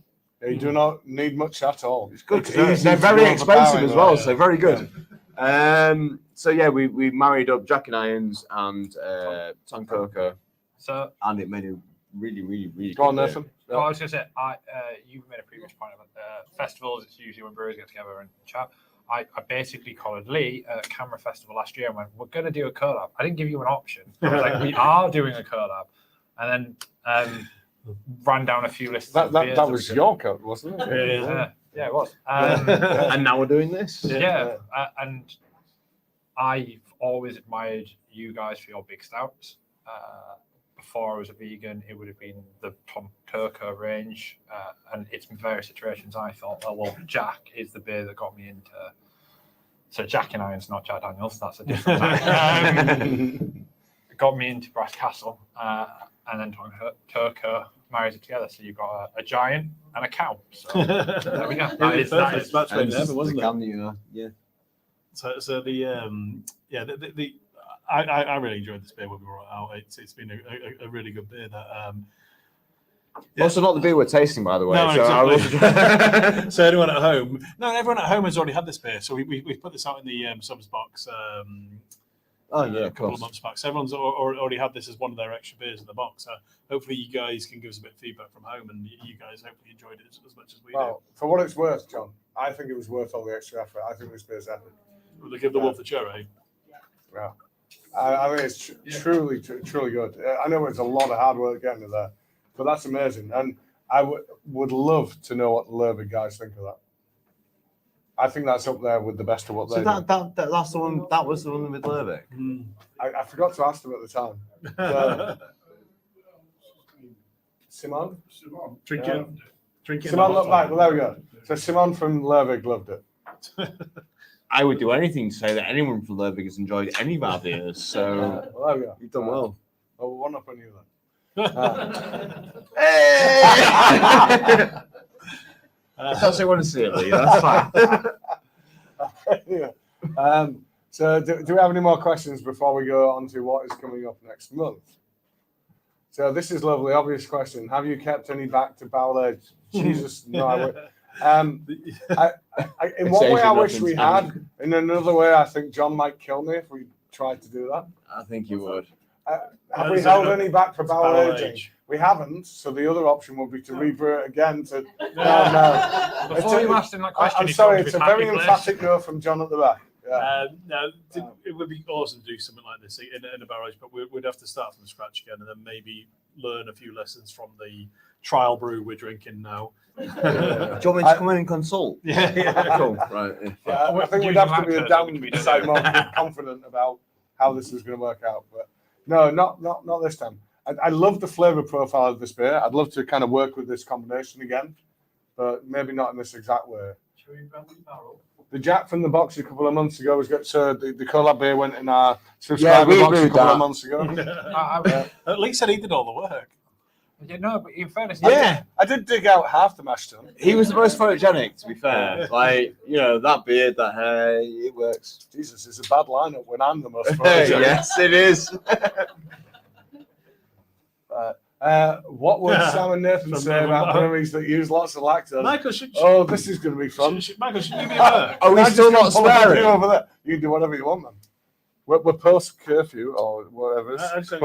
No, we're not actually, but it's YouTube. They are fantastic at doing what they do very, very well. Please support your local lactose brewery because they do not know what they are doing and cannot do any better themselves. Lee's got an awesome T-shirt, haven't you? I almost bought it. It's Also, shit. No, it's like Lacoste, but it says lactose. Yes, I think you wore that when you came to our fucking brew day. No, I didn't. And it's got a crocodile at the top, like Lacoste, but the crocodile's having a shit because it's had lactose. I'd say that it's different horses for different courses. Some people don't like not having lactose in their beer; they've become used to. Oh, hold on a second.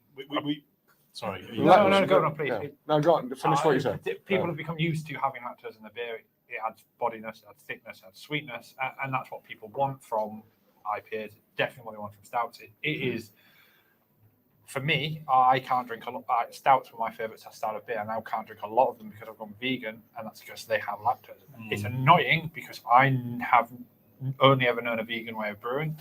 I don't want to hammer on that point because I know a lot of people get worried about that word. Vegan beers. Yeah, it doesn't change anything to me because I have transitioned from drinking any beer to now just purely drinking vegan-friendly beers.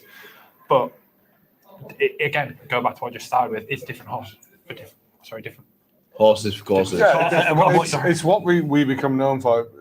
So, for example, my wife's favourite beer is Your Bad Kitty, and it's because awesome. It is awesome. And because we're not in a position to regularly make a non-lactose containing beer, because we've become known for doing all the silly stuff that's a little bit sweeter and has all the daft adjuncts in. So every now and again, we'll make something that's not lactose and it's not got all the other added bits in. It's just trying to do a straight-up style, and it sells terribly. And we think it's one of the best beers we made, and it sells terribly. But because that's not what you're on. Because it's not what we're known for. Most of our fan base want us for beer for that. But you're weird. Or your highly packed lactose beers are what got me into thinking that beer it's literally Nathan's like he's your major fanboy. So I'm surprised it lasted this long. That's why our sales have dipped, because you've turned vegan. Literally, that's it. But that's the point. It's like you brew beers that don't, to your normal beer drinker, potentially don't taste like beer. If you get what I mean. If you think of a traditional beer, it's and that's one of the best reactions we get at a festival when people I don't drink beer. Like, you just haven't had the right beer yet.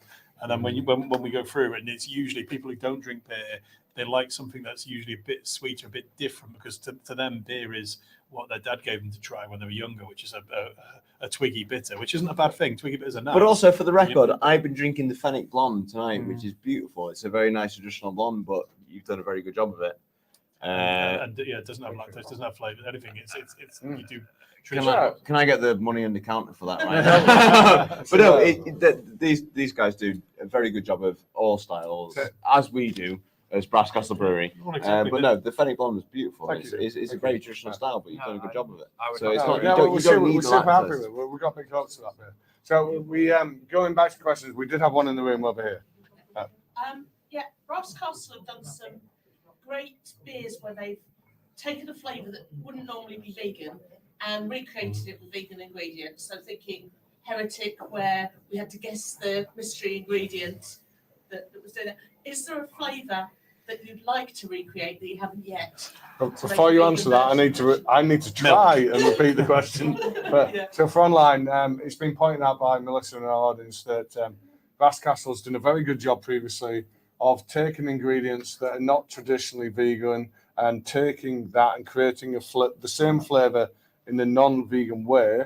And the question was, is there a thing that you've not yet done that with that you'd like to do? Am I near enough? Yeah, I think you switch vegan and non-vegan. Did I? Sorry. I would go very quickly with a. Hopefully, most people know where I was trying to get with that. But I'd go very quickly with a pre-answer to that question, which is the favourite thing we have done was doing Elvis Impersonator, which is a bacon maple stout. Nice. And we did that using dried tomatoes. how And did- I hope Phil is listening because he hate me for it. How putting it in did, boil. so the bacon element of that was dried tomatoes. Yeah. So Right, it, wow. it also lends to the fact that I came into brewing from not a brewing point of view. So I came into it from dry stalling, building a tap house, but also from chefing. And if you're gonna make a vegan fake bacon, you would use tomato puree. And soy sauce. It has those umami flavors and all the things you expect from bacon. So we learned into beer, and I didn't tell Phil and Chris until after we brewed it, and I was slightly offended with how much they ripped the hell out of me for using those in a bacon stout. But as a chef, I know they are flavors that will lend themselves very, very well to a bacon beer. So that was one of the really, really nice obstacles of brewing a non-vegan beer in a vegan way. Because as a chef, you know that they work, and you've had years of working out how non-vegan flavors work in a vegan recipe. I would say, as a vegan brewery trying to do non-vegan styles and lactose stouts, we can't do. We can have a very high mash temp, which gives you less fermentable sugars, and we can use a load of oats, which gives you a lot more mouthfeel. We can also use maltodextrin, which we don't really do because, sorry guys, if you're brewing right, you don't need to do it. We can't do a load of stuff if we don't use it, and it's something we may be looking into at some point in the future because people are liking this suite of really full mouthfeel beers. We've not done it so far, and we're looking into it, but I don't know if we'll go there. So I think that's probably the main thing. The literally we can't do a milkshake IPA. We obviously can't do the sort of milkshake sours. Maltodextrin is the obvious substitute, and we experimented earlier on this year. We took some of our core range beers. We tried to do a vegan version of Toncoco. We did a vegan version of Juice Forsyth, and I think what we got was both great beers in their own right, but they weren't not quite. They weren't bob on what we were. But final point on maltodextrin is the problem with maltodextrin is there's a point where if you use too much of it, the flavor's very evident. It's like the guys put maltodextrin in. I can tell what this is. Whereas lactose, you can keep going up and up and up and up, and you just get that creaminess and that extra sweetness. Maltodextrin, it's too obvious what the brewer's trying to do with the beer. So we're feeding on from what Lee said there. The vegan versions of the Brew York beers that people know that are non-vegan that we've done. I think we did a pretty good job of replicating the flavour of those base beers. The problem we've got is to replicate those flavours, it costs so much more than the original beer that we brewed. So therefore, the end beer that we sold as the vegan version was more expensive than the main beer. So most people are like, well, I'm not a vegan. No, not obviously some people were. I'm not a vegan, so why would I pay the premium for it? And therefore, those beers didn't sell as well as we'd hoped they would. Especially when it's a beer I already know and I already like the original. But also, I'm so glad because I came up when you had the guy from America, one of the American brewers over. I came in for a pint of Toncoco because I heard you had the vegan version of Toncoco on. I was like, right, go try that. And then I just ended up sitting on your like tasting notes from The American brewery tried over in, and it was like, Was that from the main beer box? No, it was. no, I don't think it was.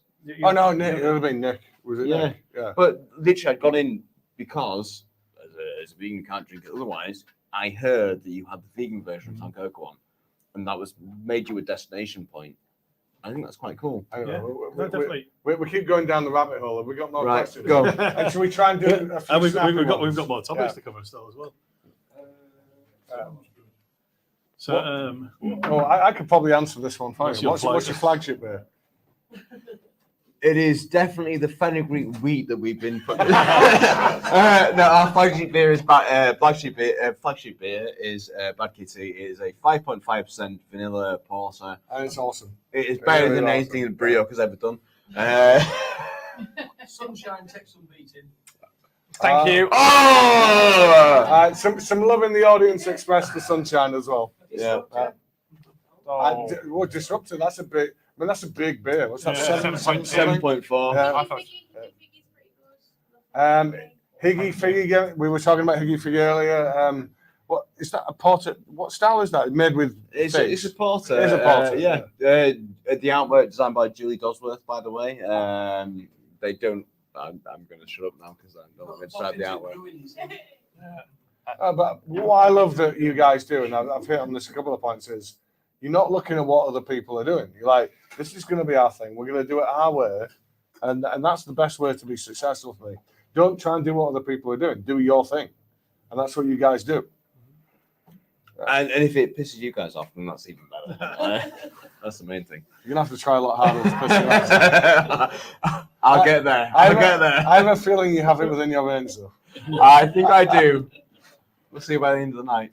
So we have another question from a guy called Chris. What's the hardest aspect of working in this industry, and what makes it the best industry to work in? I'll start with that. The hardest aspect is working with tools like Chris. You think it's not working with him? I have to ride a bike behind him. God. It's just something else. Yeah, that's a complete joke. Chris is one of my favourite people in the industry. He Tedious but fantastic. I'm not just saying it because he's during the live stream. I've said this multiple occasions on previous streams. Bad Seed, massive inspiration to me, and then to Lee, to us setting up Brew York. So it's great that we get to work with guys like Chris and the Brasscastle team. Best thing about our industry is that we work with people who technically are competition, but we don't look at it that way. We look at how can we together encourage you guys to drink more what we feel is better beer than mainstream beer. I want to completely agree with that because when we were talking to Three Brothers this week, if you think of another industry, automotive, you went, you did a really good car. How would you do that? They'd be like, Yeah, get I'm lost. not telling you that. but Wouldn't happen, would it? Yeah. You'd make We share everything. Yeah, you make a really good beer, but you're only ever going to do it once. But We- you want to see more of that because as brewers, Have we asked them for any advice yet? yeah, every time. Stop being rude. It's that thing like if a brewery brews a good beer, but it's only ever once they're going to do it. But as a brewery, you enjoy it, and I'm saying the B word a lot there. But I think it's a common knowledge that brewers don't necessarily get to brew the beer that they want to brew because obviously that's something weird and wonderful, and not a lot of people are going to brew it. But if another brewery does that, and you're like, yeah, let's do it. That means we can do it. Yeah, like eventually you could get a number, and I'm not going to say of that style of beer out there, and it's all because at some point someone's gone, yeah, let's do it, and then We brewed a you've cold collabed on IPA it. today. That wasn't a style like more than a year Yeah. ago. As much as a year ago, Yeah. And that's the third one we've done now, and I hope we get the opportunity. This is to do going to be quite the a few more. best, but I would yeah. hope so. Yeah. So basically, what I wanted to But say but is the like question. collaboration. Sorry, finish. So I like the level of Melding. no, yes, and also the fact that we care enough about good beer that we want everyone to brew good beer. And essentially, you are giving your competitors a leg up at that point, but you don't care. But you always do it. Yeah, you want to help. I mean, universally, that has to be the right answer for what is the best part of our industry. The fact that we do help each other. Yeah. The fact Yeah. that we are so collaborative and we care because we all have one common enemy, and that's bad beer and it's macro. Yeah. So I don't care if you displace John Smith or we displace John Smith. as long as one of us does. Well, it's like the enemy of my enemy is my friend. Yeah. The worst thing is the situation we're in at the moment. So the last 18 months have been horrendous for the small brewing industry. So there's breweries going out of business every couple of weeks. So it's at least 2 every week. And all that's caused by lots of different factors, but a lot of it is energy costs. It's other costs going up that we can't do anything to control.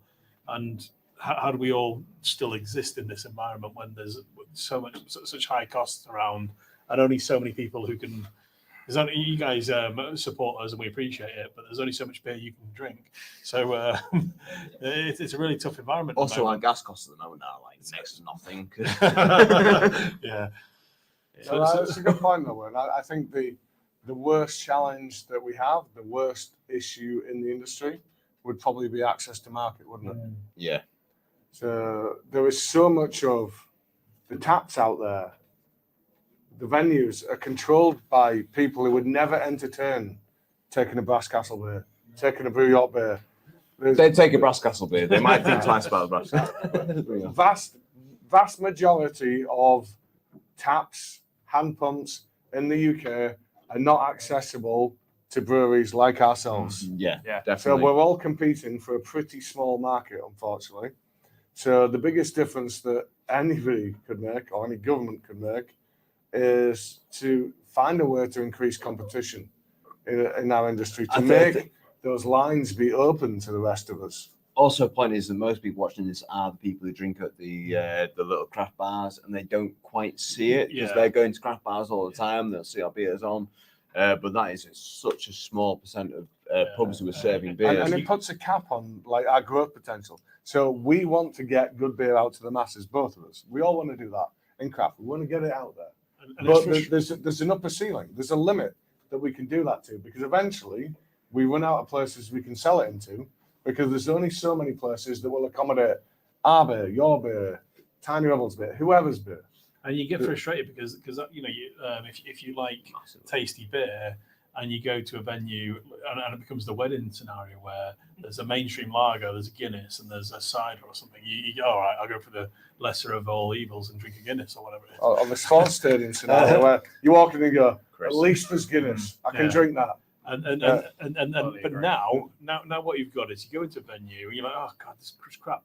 Oh, but they've got Beavertown on, they've got Gamma Ray, or they've got whatever, and Beavertown obviously owned by Heineken now, and they are in every venue at the moment. Every time I go to a place in York that isn't, Do you see it as a foot in the door, or do you see it as I just see it as pissing me off, because I go in there and I'm just like, oh, because I'm just as bad. If I go in there, I'll end up drinking a pint of Gamma Ray and I'll pay like £8 a pint or something for something that's not as good, half the beer it used to be. And then I just think, well, we can't sell into that venue because Heineken control the lines, and Heineken own Beavertown. Your average punter does not have remotely near the amount of awareness that the people in this room do, or you at home have, about how things have transitioned. They see that and they go, it's fancy artwork, it's craft, it tastes nice, it's a bit different to the other stuff. So I'm being in vogue, I'm drinking that stuff.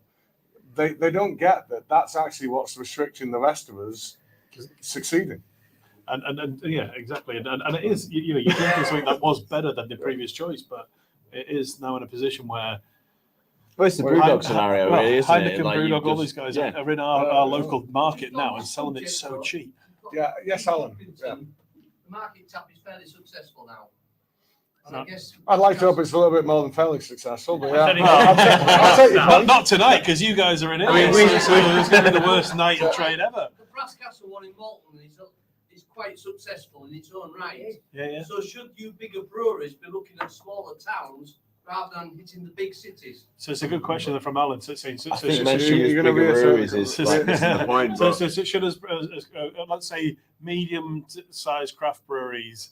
Reiterate the question. So the question was our venue in Pocklington and Brass Castle's venue in which we set up, by the way, in Malton are doing really well because we'll go into the because. So should breweries and especially local breweries be doing more in the local market? And the answer is obviously 100% yes. It's difficult because we can't find the money to just buy extra venues and do stuff like this, but local support is amazing at the moment. So we have a venue in Leeds. It's doing okay. Leeds as a city is everyone works from home now, so they don't go into the city anymore. Whereas our venue in Pocklington is doing amazing because people drink in Pocklington, they go out, and hopefully you found an environment where you all amongst like-minded people and you enjoy going there, and because of that, it thrives.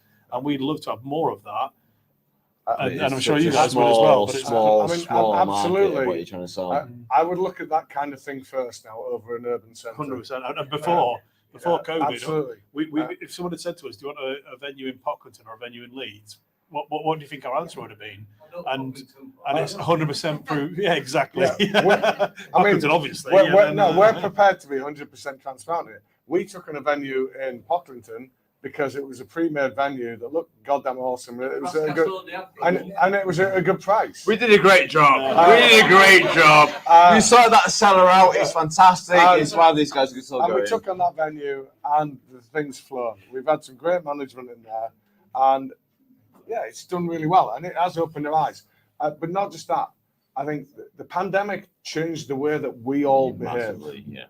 We all now look more to local than we've ever done before.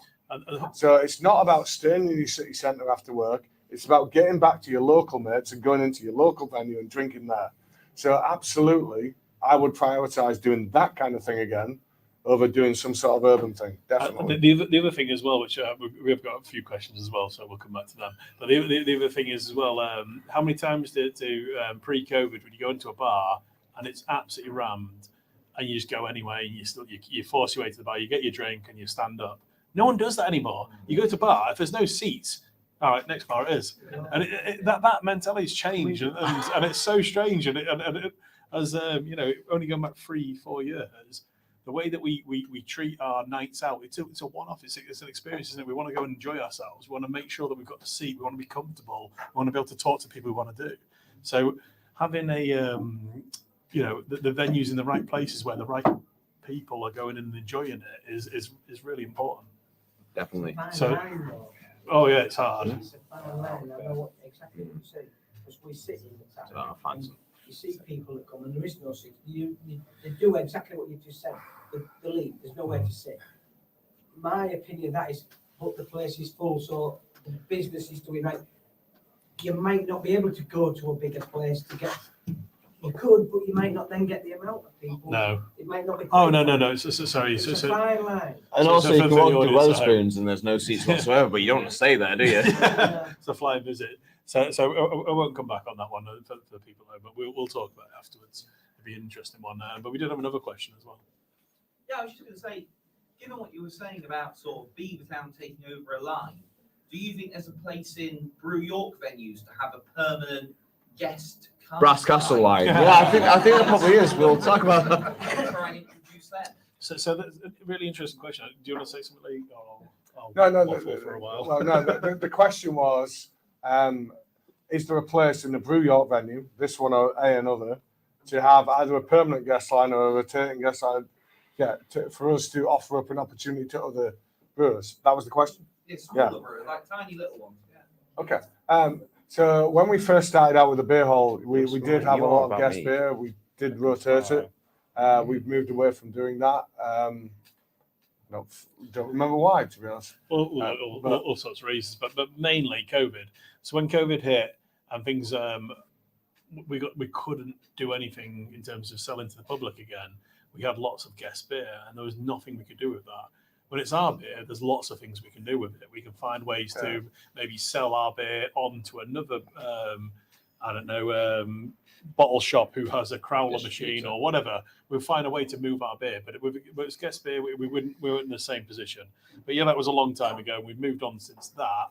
But one of the things that happened is people started coming to this venue in particular in York and didn't really want to buy guest beer anymore. And that was evidenced by the sales of guest beer were just dwindling and the sales of our beer were going up. Well, we've got, because of COVID and we're bringing out so many new beers, we've got enough beer to fill all the lines in our venue. So rather than buying stuff in, let's try and focus on our beer for a while. And that's what we did. And then we've started bringing guest beer in again, but it's a much smaller proportion of what we do because it's to try and keep the risk down. Is that because you're making yourselves like a destination point for Pretty beer drinks much. to come to? I think if you were to look like on TripAdvisor for York, we'd be pretty highly rated. I mean, they all said Brasscastle was better, but yeah.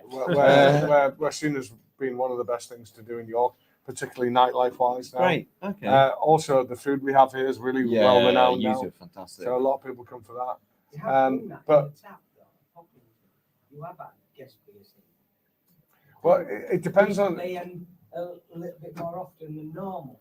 Is it? It So won't work in York. I understand. Yeah. What you're saying. it's horses for courses. One thing that works in one venue might not necessarily work in another. Yeah. So it's been pointed out in the audience that we do guest beer in Pockington, and it works really well. And I think that's the It's a good perfect thing to do location to do that kind of thing. Unfortunately, in York, people may have travelled a significant distance, and we at one point we tried guest cask beer downstairs, and it could be the best cask beer that we might have consumed locally ourselves. We would demolish it. But it wouldn't sell because that's not why they're here. They came to drink our beer, and they'll ignore whatever's there, however the quality is, just because they came to consume our thing. It's a little bit different with keg. We've got a little bit longer shelf life on keg, so it doesn't matter if it sits around a little bit longer. So therefore, we have a little bit more flexibility about doing guest stuff. But with cask, it's pretty much a no-no here. And it's kind of the opposite in Pockington in the market tap. Guest cask is the attraction. So we don't have as many keg lines in Pock, but we have a good, healthy selection of cask lines. And if you guys and everyone at home who goes and drinks there are going to go in and drink enough cask beer to justify keeping it moving, then we will do that. We will keep, and then also we also got to a position where our own cask supply was super sparse. We only had about 3 cask beers available at one point in time. We've now got to a position where we'll always have at least 5 available. So if these guys bribe me, I'll get some of that. But I think it's. I mean, we can sort your lines out. We will make sure it's an entire destination. In Pockington, every once in a while, we can get Brasscastle on because that's the it's good. original home. And I love supporting Tony and Jackie at Half Moon. I love to see their beers. So we do have more questions, but I think we're going to take some of these offline because we're already 9:05. So we're going to wrap up the stream and then we're going to have some. Do we get to your bed soon? What was the comment that came up about me and download? So weird. Brew. I'll keep an eye out for Lee at download. If I see him buying a Carlsberg, I'll be very disappointed. He will be buying Guinness, 100%. 100%. If I have to go macro, it'll be Guinness. And if I've overdone it on the Guinness, I may occasionally slip into the odd cider. But I'd go cider over Guinness any day. So we're going to wrap this up here. So huge round of applause and thank you for our guests from Brasscastle tonight. Bye, Brasscastle. It is far superior. Thank you very much. Well, before we go, we didn't talk about the beers next time. I think we've run out of time, so we're not going to be able to do that. But one thing we do need to really tell you about next time is we won't be here. We are changing things up. Oh, yeah. So it's not going to be a Friday next time. So we've realised that online, maybe a weeknight might work better. You all have lives. You all have other things to do. So next time, we're going to do it on Wednesday. So it's going to be Wednesday, June the 16th. I think I've got the date right. If you flick that page, we'll find out. It'll be the We'll put the screen on in Park. We'll do it from Park. We'll do it from Park. Wow. It's the 14th, Wednesday 14th. Wednesday the 14th. And that's why we double check.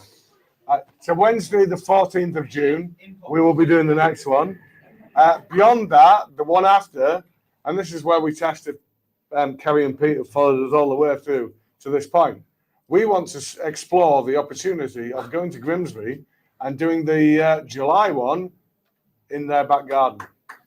So, is that there we go. WTF. Grim by name, by nature? I believe it is. What the fuck, sir? We're thankful for. I thought I was going to say that. You said that already. So is that Docs? Kerry, Pete will be in touch. We need to work on dates. We need to work on logistics. But we think July would be the perfect time to come to you guys, and we do it from your venue. Okay. Thank you. Have you got Wi-Fi? Have you On got dial-up. Wi-Fi? Yeah. Ant's just asking, are you not in the dark ages? Do you have Wi-Fi? So, anyway, let's wrap this up, the live stream up. And thanks everyone for joining us. Thank you to for the having audience. us. Thank you. Thanks for our guests. We were awesome. Good night, all. We were sure they were awesome.